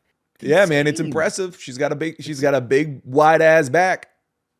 That's what it is. By the way, I have gripes with the wrestling school community. Well, what happened? What do they do now? In 2013, I called out that Ryback and John Cena, and I still get it. Like people are going, oh, Ryback was actually really over. Ryback was going to be the next big thing. No. He was over. No. My man was a catchphrase, and that's it. And did you get excited when he did that? No, I didn't love Ryback, but like I was there and I witnessed that he was over. I didn't like him, but he was over. Stupid. Yeah. I look, don't get me wrong. If Ryback shows up in the Rumble tomorrow, gets a pop out of me. He needs to come out with his bag of chips. What's this bag of chips? Oh, there's a famous Ryback gif of him just eating a bag of chips. That's all. Anyways, the big guy. The big guy. I want to quickly just mention something. We don't often talk about AEW. The Toni Storm stuff in AEW is amazing. It's maybe the best thing going on in women's wrestling right now. It is unbelievably good. They did the big plot twist reveal that she was playing herself as herself. It was always timeless Toni Storm playing original Toni Storm, and she revealed herself to still be timeless Toni Storm. What was the line, Sancho? They say that the hardest role that you're ever going to play? They say the hardest role you're ever going to play is yourself. It's so good. And telling Mariah May that she's going to rip her tits off. So good. The only reason I want to rant about this is not the story or Toni Storm or Mariah May. I think it's awesome. It's my favorite thing going on in AEW. It's the fact that people are complaining that it happened on Collision, because it is a catch-22. All right. You have people saying nothing good ever happens on Collision. What's the point of watching Collision? They don't put any of the good stars or any of the big storylines over there. And then they do. You would expect the response to be like, yay, they're finally taking care of Collision. The response was, well, why are they putting it on Collision? Why don't they put this on Dynamite? Bitch, how do you expect Collision to get better if you don't let them put the good stuff on Collision? You can't complain that Collision is bad and they don't do anything important on Collision if when they finally do, why they complain that it was on Collision? Just wanted to say that. I'd like to get that off my chest. Well, you know what's my favorite thing, part of the Wrestling School podcast? What? My favorite thing, Santiago, is when you make a point that contradicts the past you. Go ahead. Say there it, you are on Saturday Night Main Event. Literally not the same thing. I knew you were going to go there. You're playing yourself into a shoot, brother. Why would they put the contract signing on Saturday Night Main Event? Because it needs to be must-see and needs to be a needle mover. They should put that contract signing on SmackDown. And here you are. No. That is not the same argument at all. I was happy that it was. I was good with it being on Saturday night's Main Event. It was one of the better parts of the show. The problem, I said, Sancho, is that SmackDown is so bad that it could have really benefited from having that segment. This isn't the same thing at all. I enjoy. You're not arguing with me. Go ahead and layer yourself. You're making up an argument that didn't exist. I'm dismantling your facade. I'm dismantling your straw man over here. You've got yourself a little army of scarecrows saying, attack me, Santi, attack me. And I am. I'm attacking your bum-ass scarecrows, your fake-ass arguments, because I never said that. I never said that at all. News. God, fake news, good, right? Fake news. Anyways, I love what's going on. And hey, can I Collision needs something, and that was a cool thing to happen on Collision. What I enjoy about Toni Storm, if you really want to break it down, is that she takes her time in the ring and she takes her time with her promos and she hits things with emphasis really well. But there was a moment when she does that and her transition from Toni Storm into timeless Toni Storm, and she smears the makeup all over herself. Like, yes, dude, brilliant. I think someone said it in one of the comments. It was like when Mankind, Mick Foley turned into Cactus Jack in front of Triple H's eyes. Mm-hmm. And Triple H was like, "Oh God, I'm in trouble." Right? Yeah. So they were saying that it's very similar to that. So I'm it's one of these rare instances that I'm like, man, Toni Storm on WWE would be amazing, like timeless Toni Storm. But it's one of those instances as well. Is like, I can't have my cake and eat it too. It's like AEW, that's their talent. They're gonna continue to move that one, and I think it's like the tribalist in me that lives the little portion of me that wishes her to choose in WWE because I want to see more of her, right? Mm-hmm. I don't want to have to go through a AEW thing to see timeless Toni Storm because she's that must-see TV. And I don't know, man. The stuff that she did last year, we didn't talk about it. She would easily be one of the candidates for Women's Wrestler of the Year. That whole thing she did with Mariah May and Mariah May just beating her with a heel was like the most bonkers thing that the WWE would never do, ever. And that's why I think AEW is a valuable promotion for wrestlers like that to express their talent. Now, should all wrestlers express their talent like a Death Rider way? No. should all wrestlers put a bag over someone's head? No, they shouldn't. But to have Mariah May beat someone with the bottom of a shoe thing that Toni Storm, that was part of her gimmick. Cinema. Watch the shoe. Watch the shoe. Now, my thing is though, if Toni Storm went after Mercedes Moné, I'm there. That'd be cool. That'd be cool. That'd be cool. You call yourself the CEO. Like so many good things I can do. You know what I mean? I'm glad it wasn't an amnesia angle. Nah, she was just playing herself. It was great. I loved it. It was awesome. She tricked everybody. I'm sure even amnesia, I would have been down. Whatever it was, like, I don't know, Mariah May hits her in the head and now she's back as timeless. I would have been, okay, I'm in, brother. Whatever. This is good. It reminds me of old school wrestling, how it should be. Like, it should have outlandish things that you should never see in real life play out. Sure. Question. Yes. I don't want to leave AEW quick. Malachi Black. Gone. Yeah, very likely to be showing up in WWE sometime soon. Coincidence that Zelina Vega is going over to SmackDown, his wife? Oh, I didn't think about that. Right? That being separated from the LWO. She might be lining up here with Andrade or maybe doing her own thing. But traditionally, WWE keeps husbands and wives together on the same show so that they can travel and have the same schedule as one another. Maybe Malachi, Aleister Black, going back to the WWE. Question. All right, quick question. Yes. Here's my thoughts and opinion. Sure, that's what we're here for. If Nick Namath were to come back to the WWE, or Matt Cardona were to come back to the WWE, I believe that they've earned the right to keep Matt Cardona or Nick Namath as their names, not go back to Zack Ryder or Dolph Ziggler. Do you see that for Aleister Black? Could he keep Malachi Black? Or maybe he goes back to Tony End, his OG name, or is it Aleister? It has to be Aleister. Okay. It's just like I don't know. Maybe I feel that Aleister Black is still memorable in WWE, even though he wasn't there that long, right? Even though he didn't really do much, like elevate himself to a level of a Dolph Ziggler, right? Sure. Or even a Zack Ryder, right? I still don't think that Malachi Black had a strong chokehold on the wrestling world in AEW to warrant the transfer. I think that's fair. What about Moxley? Yes. Does he keep Moxley or Dean Ambrose himself? That's different.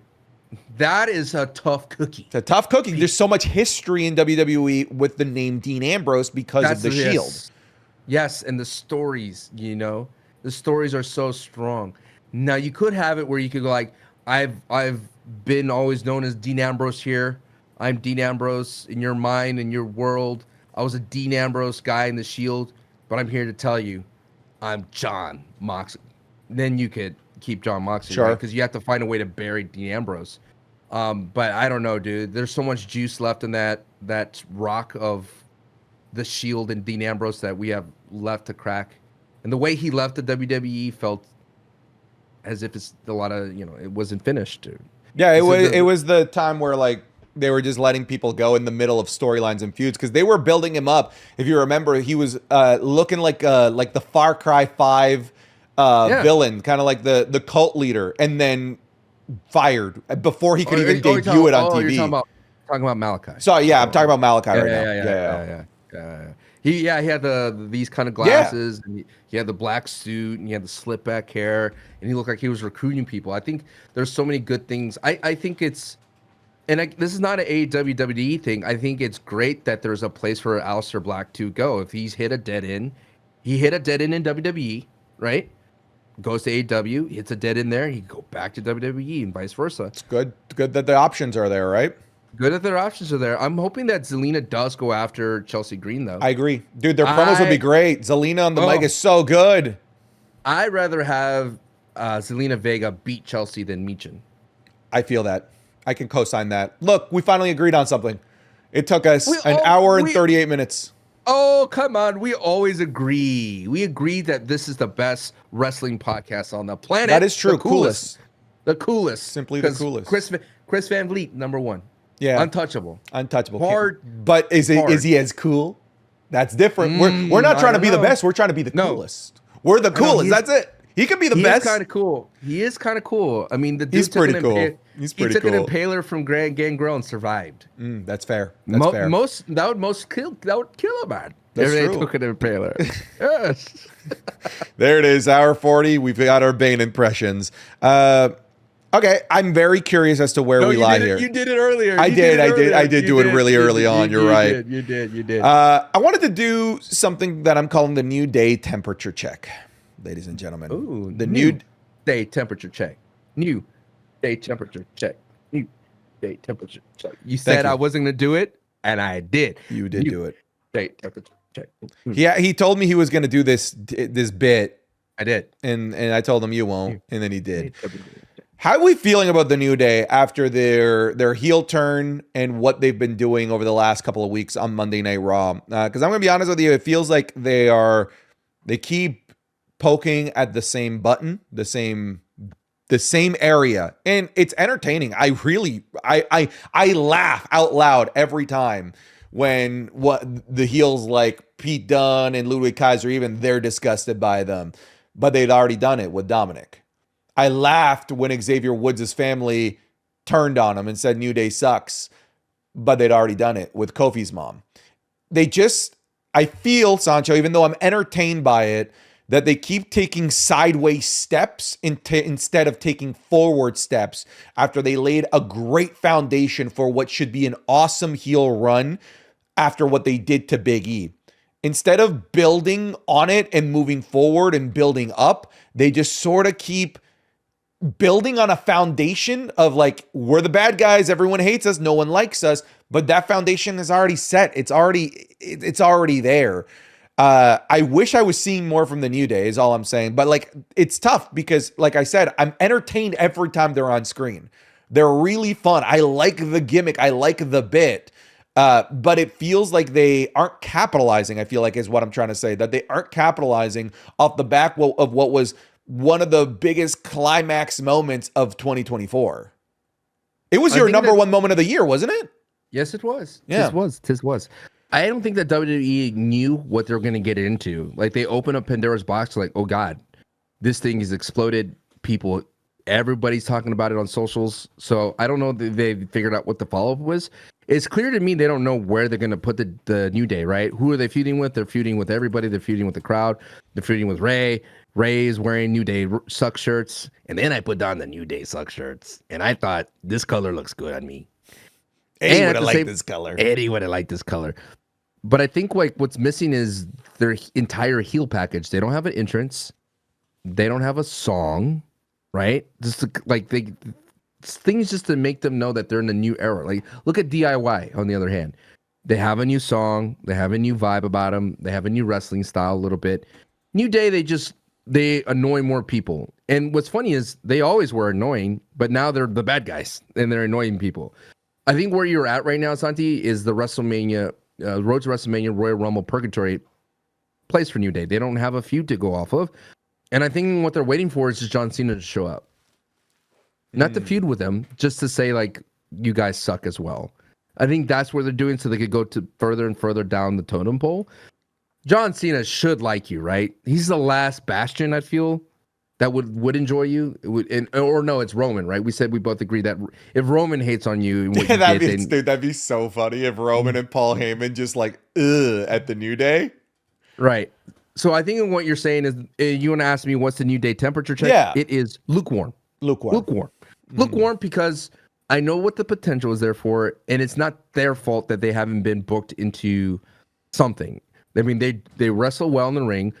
Xavier had a great match with Rey Mysterio. He did some great new things with the inverted hold and all that kind of stuff, and he had some nasty maneuvers with it. But they lost to Rey twice, so don't know. I'm kind of with you in the lukewarm. I'm not yet gonna say cold. It's not a Wyatt situation for me. No, I'm not. Yeah, the Wyatt Six are cold right now. They are stone cold. Not Steve Austin.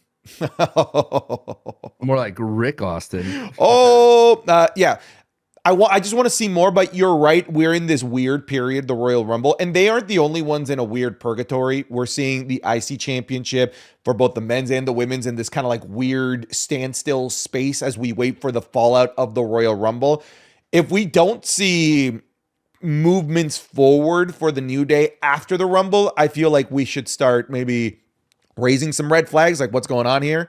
Why aren't we doing anything with this as of yet? Maybe they need to build a tag team division a little bit more. A-Town Down Under is now down there. We had a great match with the War Raiders. Unfortunately, we're going to lose JD McDonagh, but they're going to be such an important integral part of that tag team division. But I feel like to the credit of the WWE, not putting them into the tag team division might make sense considering that tag team division is ass and they need to build it first.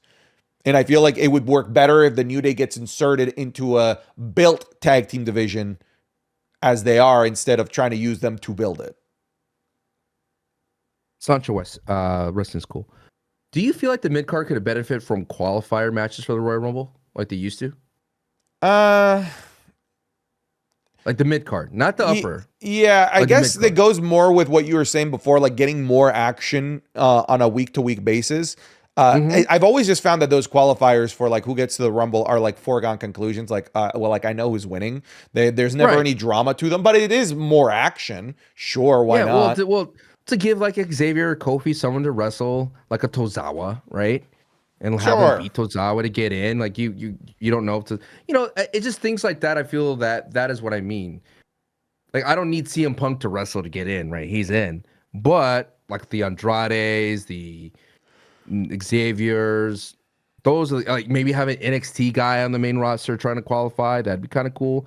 I know everyone wants the surprise factor, but I think just to pad out the Royal Rumble, the build to Royal Rumble, because you talked about this purgatory. A way to solve it is to have these not meaningless matches, but just mediocre things versus like being in this state of purgatory. I'd rather have mediocrity versus purgatory in my mind. You love mediocrity. We've talked about this. You love eating that mediocrity for breakfast, lunch, and dinner. Ladies and gentlemen, I rest my case. Sancho just admitted to the masses here that he loves eating mediocrity. He said it himself too. Didn't even force him to say it or trick him into saying it. He literally said it. I love mediocrity. Classic. Again, ... better than purgatory. Oh, we're an hour 45. I wanted to do this bit of like going through different WWE superstars and how. Let's do it. Let's just do it. Okay. Do it. All right, Sancho, I'm going to throw out a name and tell me who they eliminate to win the Royal Rumble and who they face at WrestleMania if they win the Royal Rumble. You ready? Now, for those of you clear, this is fantasy booking, all right? We're going to go through a random amount of people from the top to bottom, and we're going to actually do the Royal Rumble predictions later. That's separate. That's separate. Episode. Separate podcast. All right. Bonus podcast. Jacob Fatu. Jacob Fatu is going to eliminate CM Punk to be the new Paul Heyman guy. Ooh. Goes on to main event WrestleMania against Cody Rhodes. Another Bloodline versus Cody. But it's Samoan Werewolf. Sure. Austin Theory eliminates Grayson Waller to go on to main event against John Cena. God. In a rematch. Oh, good Lord. All right, I got one for you. Okay. Dominic Mysterio, the Forbidden Fruit. Dominic Mysterio eliminates Rey Mysterio at the very end. Of course. Absolutely. No, I changed my mind. Dominic Mysterio eliminates John Cena, giving him all of the heel heat that you could possibly have for ruining the John Cena run. He goes on to face Gunther, the match that you and I have been wanting for a long time, and becomes the World Heavyweight Champion. That would bang, right? Yeah, I think it would. Carmelo Hayes. Oh, him? Oh, Yeah. my God. Okay. Oh, this is perfect because he attacked Cody. So he's going to go ahead and he's going to, let's see. I think the best person to eliminate for him, the HIM. Oh, God. I'm trying to think of all the people that he fought. Has he fought Randy, Drew? maybe a returning Randy. Okay, yeah. Randy returns. All right. He's going to go for a cutter on Randy Orton. And then Carmelo Hayes shoves him up and over. So, like, picture Randy going for I hear you. I hear you. Yeah. And then Carmelo just. God, Randy's so big compared to Carmelo to do that, though. I know, but he does, right? And then he goes on to challenge Cody Rhodes at WrestleMania to say that he doesn't miss a shot because where did he debut? On the SmackDown roster as the number one draft pick, and who did he fight? Cody Rhodes. It all comes back to Cody Rhodes. There you go. Ooh. All right, next one for you. Okay. Let's go. Tama Tonga. Oh, Tama Tonga eliminates. Oh, this one's really, really difficult. Tama Tonga eliminates. I'm gonna say Braun Breaker, so that we have a final two where you're like, what the hell? This is not what is this? So it's like a really unpredictable final two. He eliminates Braun Breaker, goes on to the Royal Rumble to face Cody Rhodes. Oh, all Rhodes lead Cody. All right. I have one here. I have one for let's see. Finn Balor. Ooh. Finn Balor. Balor. He comes back. He gets everyone excited that he's about to win the Royal Rumble, but then loses because he's a loser and doesn't win anything. No, I was going to say, okay, Finn Balor finally gets the Judgment Day on the same page, right? Judgment Day start eliminating everybody, a la the Legacy in 2009, right? They're working everybody, and Damian Priest is the last one he gets over. Everybody else just goes over themselves, and Finn Balor is the number one. And then Finn Balor challenges Gunther for the title. I got one for Logan Paul. Logan Paul, he is in the final three. It's Logan Paul, Seth Rollins, and CM Punk.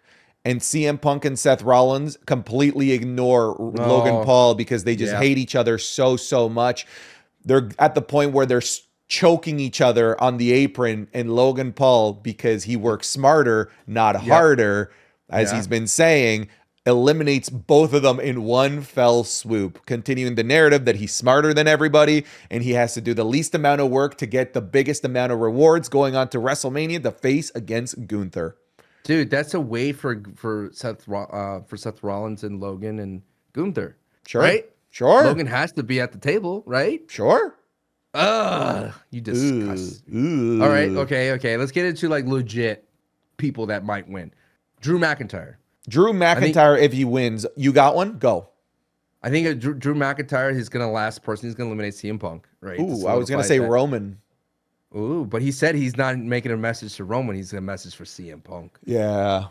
So he gets rid of CM Punk because Roman gets rid of Seth, right? And then maybe Drew gets rid of both Roman and CM Punk. But regardless, gets rid of them. I don't think he goes after Gunther. I think he goes after Cody Rhodes. I think that would make sense, going after Cody Rhodes, who teamed up with Roman at Bad Blood. To complete his story of getting rid of like the Punisher.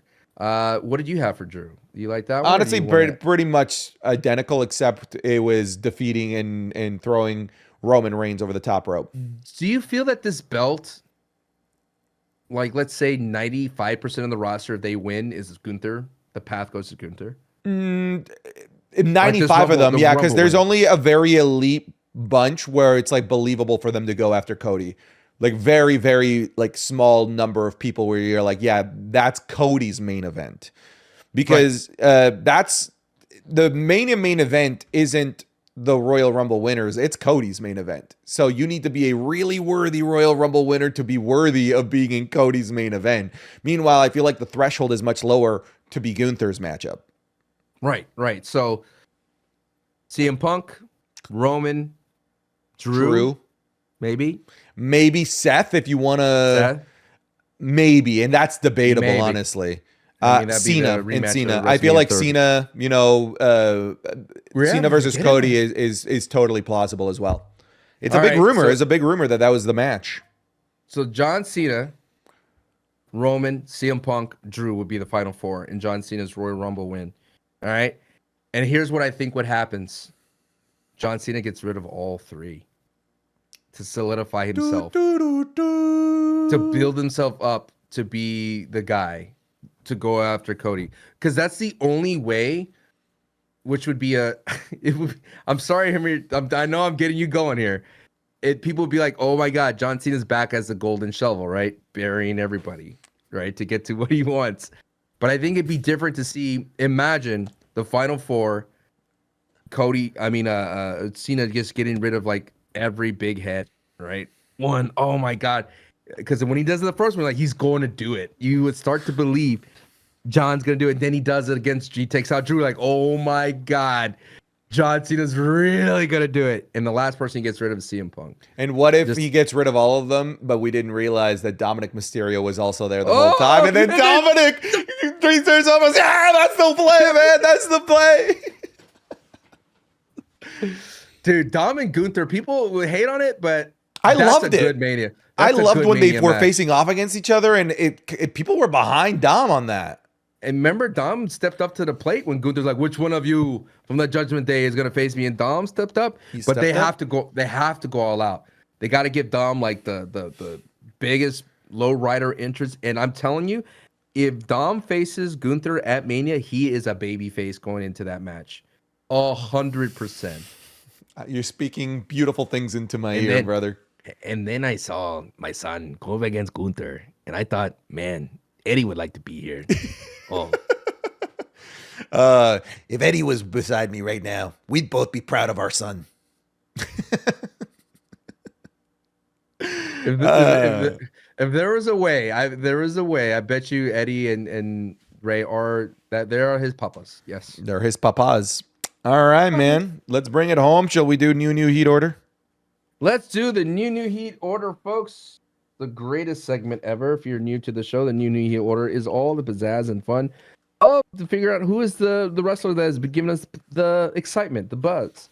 Not necessarily the best wrestler in the business, but the one that will be on the top. And last week's, it's interesting because we were building up to Saturday Night Main Event, was Jacob Fatu. Number 2 was Sami Zayn. Number 3 was Stephanie Stratton. Number 4 was Rhea Ripley. Number 5 was Drew Mac. Number 6 was Rollins. Number 7, CM Punk. Number 8, Penta. Number 9, Kevin Owens. Number 10, Los Garza. Hey, what would it look like if Penta won the Royal Rumble? He takes out Ray? Ooh. I mean, he had a face-off with Braun Breaker. Maybe it's him and Braun in the final two.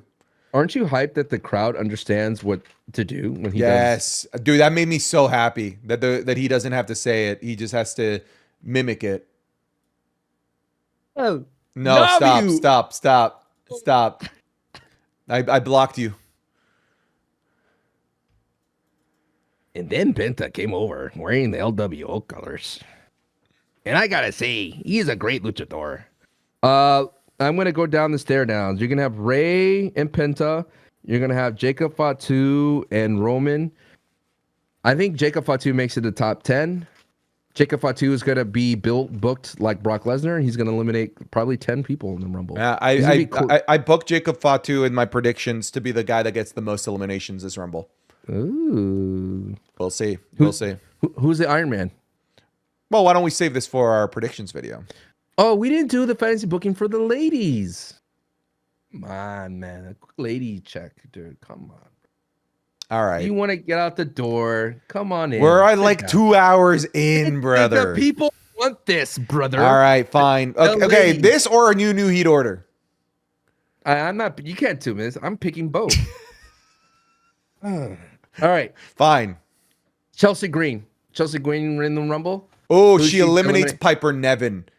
Oh, she betrays. Deception. Yeah, she betrays Piper Niven and then gaslights Piper Niven into still remaining as her security service. Oh, wow. Who should go after? Rhea or who are the champions? It's Rhea and Tiffy. Oh, I think it's her and Tiffy. Her and Tiffy would be a good program. All right. How do we book Maxine Dupree winning the championship? I think she eliminates.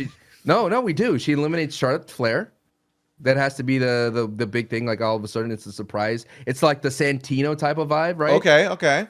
Yeah, you got Charlotte and Maxine at the very end, and just like, there's no way that Maxine's gonna beat Charlotte, but she does, and she goes and challenges Tiffy. I think this is for the women's title. It's the same thing. There's a few elite women that could go after Rhea, and it's all. I think all roads lead to Tiffy here in this Royal Rumble. What about a Becky Lynch?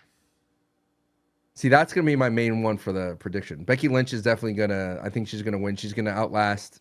So they're gonna do another apron spot between her and Charlotte Flair, and it's gonna be the signs that the current women's roster is just not enough for Mania, and they have to bring in the old stables to push it into Mania territory. That's interesting. I think that they're gonna be the 1 and 2 entrant. There's no way. Becky being gone for so long in Charlotte, there's no way. I think so. I think they're the 1 and 2. No. One is Jordynne Grace. Okay. Jordynne Grace enters the Rumble, right? And who she eliminates to win it all? I think it's Charlotte again. Like Charlotte's like the person for somebody new like that to eliminate to make the name for themselves. I think it'd be Jordynne Grace and Jade Cargill, and she eliminates Jade Cargill for the chance to go after. I think if Jordynne Grace wins, she's going after Rhea. That's kind of a match that kind of works. It does work. It does work. Right? Yeah, I'm down for that. I mean, Rhea Ripley has never faced someone as strong as Jordynne Grace. The only kicker is, from what I've noticed when Jordynne Grace matches, is Jordynne Grace does not do well against tall people, which is a good chunk of people, unfortunately, because she's very short. But I think she would struggle against a Rhea Ripley type. All right, who is Nia? I would say Nia eliminates BBL Bailey, as she said, to set up Nia versus Rhea Ripley again, because Saturday night's main event isn't canon and didn't happen. And now we can have that good match in a big stage. Did you hear that Nia declared again for the Royal Rumble for the 4th time? For like the 4th time, I know. Okay, last person in the fantasy book, and I think this might be fun, Zelina Vega. Oh, I love that. Zelina Vega eliminates Jade Cargill. Like, just think of the size and strength difference. It would be Rey Mysterio way. Yeah, it would be the very much the Rey Mysterio way from 2006. Right. Yeah. Oh, dude, that'd be so hype. It would be hype. It would be hype. And then yeah, I would do that. Who's the least likely? I guess okay? We'll go in the predictions, but I think that final 4, just to throw that out there real quick, would be Naomi, Jade Cargill, Bianca Belair. Just to keep that story going, those 3, and Charlotte. Oh, I've got Becky, Charlotte, Io. Yeah, Becky too. I got Becky, Charlotte, Io, and Jade. Okay, I like that. Mm-hmm. I think Bianca and Naomi make it far though. I think so too. Very far. I think so too. And I think that's when, like I mentioned before, we get the reveal that Jade Cargill knows that Naomi did it. Ooh. Like she goes after her right away. That'd be kind of hype. All right, now let's go to the new heat order. Roll. This number 1. I'd go Punk. I'm gonna say Rhea Ripley. Ooh. I'd go Punk after that promo. It's still very surface level promo. Executed very well, by the way. You're on that island by yourself. I'm on that island because it's like they picked at themes. Do we know that they're best friends? No. How would you know they're best friends? Just because they come from AEW makes them best friends? They never said they were best friends. He said that. He said, I'm your friend. Just your faces. Friend and best friend are different. That doesn't mean they're friends. Why can't they be friends? You don't know. You don't know. You know them. You don't know them. Friends. Just because they have dogs that makes them friends? Just because they came from AEW that makes them friends? I don't buy that they're friends. Hey, by the way, it is a crazy notion that these two could main event WrestleMania and that they were both in this decade in AEW at the same time. That's what I'm trying to tell you. I don't think WWE is going to put them in a main event WrestleMania match. Why not? It's going to give leverage to AEW. Doesn't give them anything. Doesn't give them anything. I don't want to put CM Punk at 1. He is up there. He delivers promos. Okay, who over Punk? Rhea. No. What does she do? No, dude, I veto. Brother, I veto that so hard. Do you veto it? You love to veto me. Yeah, I'm vetoing that. There's no way Rhea's number 1. No way in a million years in a filler fun match that had no consequences at all. I don't even think top 3, man. Like maybe top 5. I'll give you top 5. 4. 5. 4. 5. 5 or nothing. 5 or nothing. I hate that you're a good salesman. That's it, man. I'm giving you some leverage. Take the 5 or take nothing. Yeah. And then give me CM Punk at 1. Can we think about this for a second? Okay, who else you got? It's not Rhea. I promise you. What about Drew? What about Drew? What about Drew? He had to win by rolling up and using his little ropes as leverage. You're using in-ring action against Drew McIntyre when he's actually How wrestling? in the world could you possibly think that Drew McIntyre made more buzz than CM Punk when everyone is talking about Punk main eventing Mania now? Pause. JD McDonagh. Fine. Oh yeah, it's JD McDonagh. Fine. And then give me this. That's so unfair. What you just did. It's so unfair. It's so unfair. I just thought of him it's as so like, unfair. What are we talking? It's the only way you were able to get Punk off of number one. Nope. That's not my fault. I mean, this dude almost hurt himself. I'm like, this is an honorary number one spot for JD McDonagh to be on the New Heat order. Fine. You know, when he's lying there recovering, maybe perusing the internet. He'll be like, oh, yay. Yay, coming across the Wrestling School podcast. And he's like, oh, I like these guys. Oh. Number one on the New Heat order. CM Punk at number 2. I could put Cody Rhodes here at 3. A lot of people think we don't give him a lot of love. No, I think it's Cody. What about Sami Zayn at 4? The haluva kick, all this. I'm sorry, I didn't mean to. All this stuff going on. Bloody face. He might appear in the ladder match. There we go. Or Kevin Owens might help him at Royal Rumble. Yeah, could be. Speaking of Kevin Owens, he should be the next one. No, Rhea Ripley's at 5. I know, because I conceded. Rhea Ripley should be at like 6. It should be Kevin Owens, but I'm going to give you Kevin Owens at 6. I gave it to you. I gave it to you. Because I was going to put like, you like Sami Zayn, but I was going to put Karrion Kross up here. No, it's Sami Zayn. Excuse me. Who is moving the... Dude, that is insane that you would even consider Karrion Kross as more buzzworthy than Sami Zayn. No, I said he's up here. I said he's up here. He's up where? Up where? On the top 10. On the top 10. We'll see. We will see. Jesus. We will see. I'd never see you fight so hard for the New Heat order. Bro, my finger still hurts from the badminton accident. Good. Good. You probably fractured it. Like a hairline fracture? I wouldn't be surprised. If it's one of those, you can't do anything. You can't. What hand is that? It's my right hand. Oh. What are you trying to get at? Number 7. Gets Karrion Kross at 10. So we're at number 7 now? Yes, we're at 7. 7? There we go. What about Liv Morgan? This woman is going around to all shows, goes to SmackDown, picks up the victory though, and then picks up the victory here. 2 victories on 2 separate shows against 2 people that you have in your final 4 of the Rumble, brother. Yeah, but I don't think people are smelling, you know? They're smelling that she's going to win a tag team, and that's a big downgrade for her. I hate main eventers being down in the tag team. I even hate Jade and Bianca and Naomi being down in the tag team. It's wasting their talents, their time. I don't want to see Liv down there. I protest Liv being here, because I don't like her being in the tag team. Okay, Shawn Michaels. Ooh. You think he's cute? It's a one-off, but... You think he's cute? I actually think he's sexy. You think he drives the girls well? Yeah. He really does move them. Are we going to go through the whole song? He's just a sexy boy. Can I do the moans? Can I do the moans? No, I'm not going to do the moans. People will clip that out of context. Some people will pay for that. Some people would pay for that. Over on Patreon, $100 tier. Mark it. HBK at number 7. HBK. All right. Jacob Fatu, does he crack the top 10? He does. He does crack the top 10. Is he at 8? Yeah. He's ahead of Carrie and bum ass Cross. You know, you say that, but you're biased because he follows you. No, Karrion should be credited for the moves that are happening. By the way, we didn't even talk about Damian Priest on SmackDown. Who cares? Wow.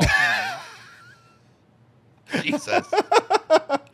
Dude, what I want to see, here's my perfect fantasy booking. I want Finn Balor to get sent over to SmackDown so we can continue that feud for another year. The Damian Priest, by far, one of the best, dude. One of the best, dude. So no love for Damian. I don't think so. You know what was weird when I watched Damian Priest and Carmelo Hayes? I was like, this is like Damian versus Finn Balor, except now it's Carmelo. Yeah. They're just swapping guys out here with Damian Priest. Sure. Sure. All right, number 9.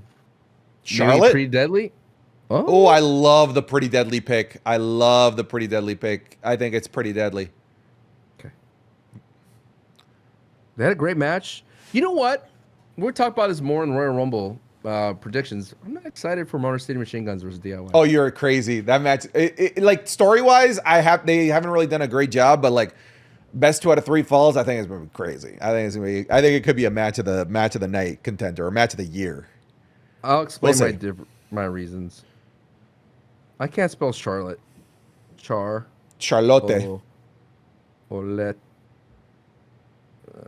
Blair.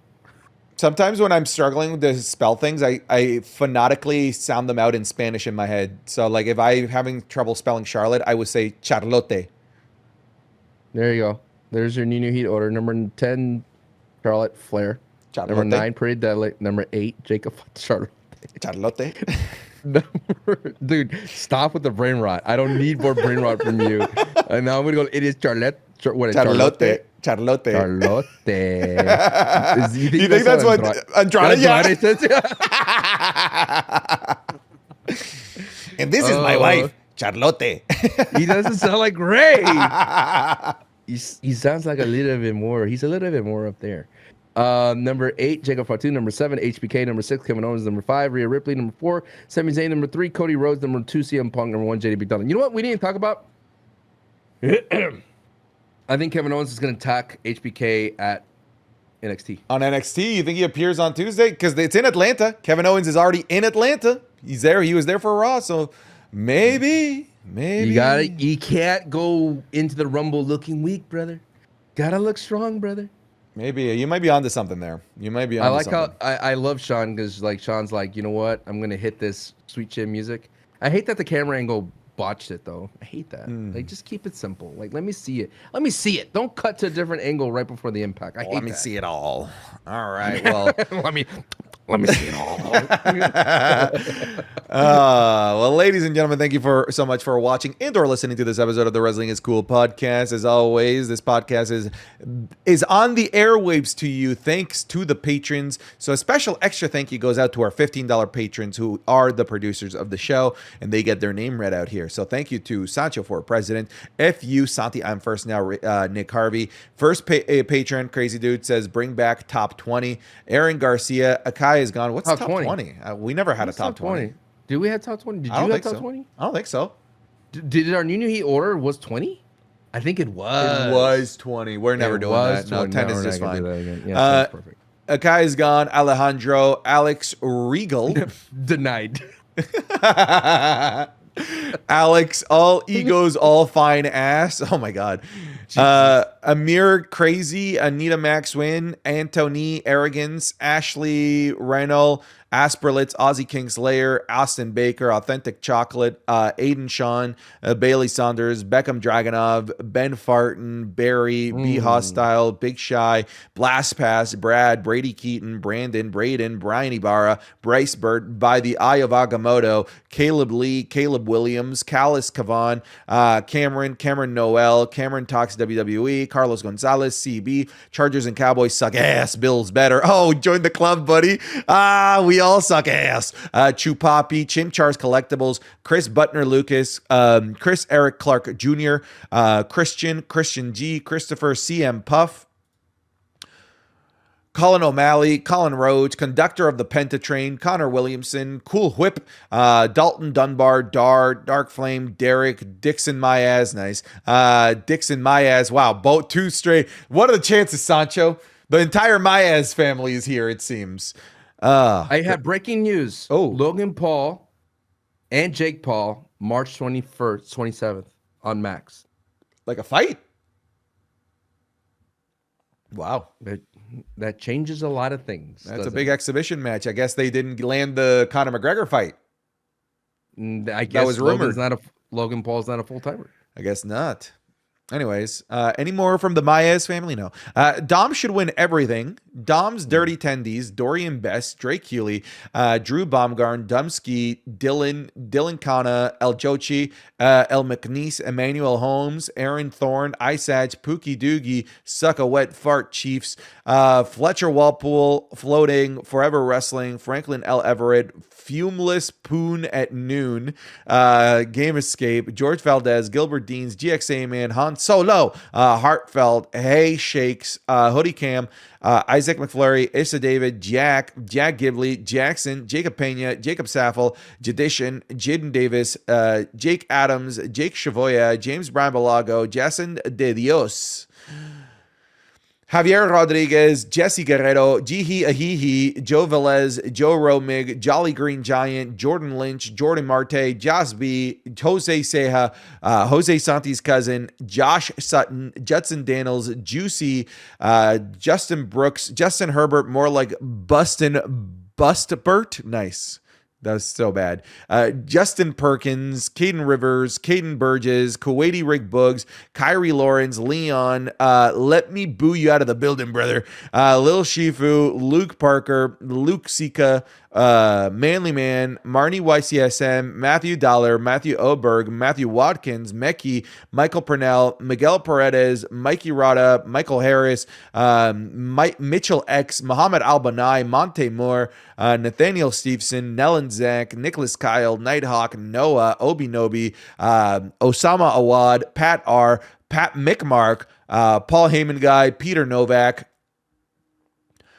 Pim Caw, Preston Smith, Frody, Puke 1904, Punk Fan 6, Puppet Spanker Johnson, Reaper God, Ricky Dawson, Ricky Dutcher, RKO, Robert Rogers, Rocky B, Riley, Sancho needs an icon skin, Sancho's unwatchable ass, Santi wants Sancho to high five him, to give him the glaze, Saudi Rigboog, Screamo Scott, Semba, Shaggy WWE, Shane, Shitstain Nakamura, Simon Scaraborn, Sibgod, Sir Alberton, Sir Nightmare entering the Rumble for Mania tickets, Slow Toke Rodriguez, Solo, I love you, Solo, fuck you, Summer V won Stephanie Vaquer lookalike contest in my bedroom, who tried to question my Soulsborne knowledge, Stucky, Sugar Shane, Super Malachi Galaxy, Tanner, The Final Pebble, the Lewis brand, Thiem is a Dutch name which Santi can't say correct, Tivi Fitzmaurice, Tobias Burnett, Tom Lehman, Tommy, Trendhead, Ty, Tyler Free, Undertaker, I hardly know her, V Charles, Vegan Penguin, Juan Pablo,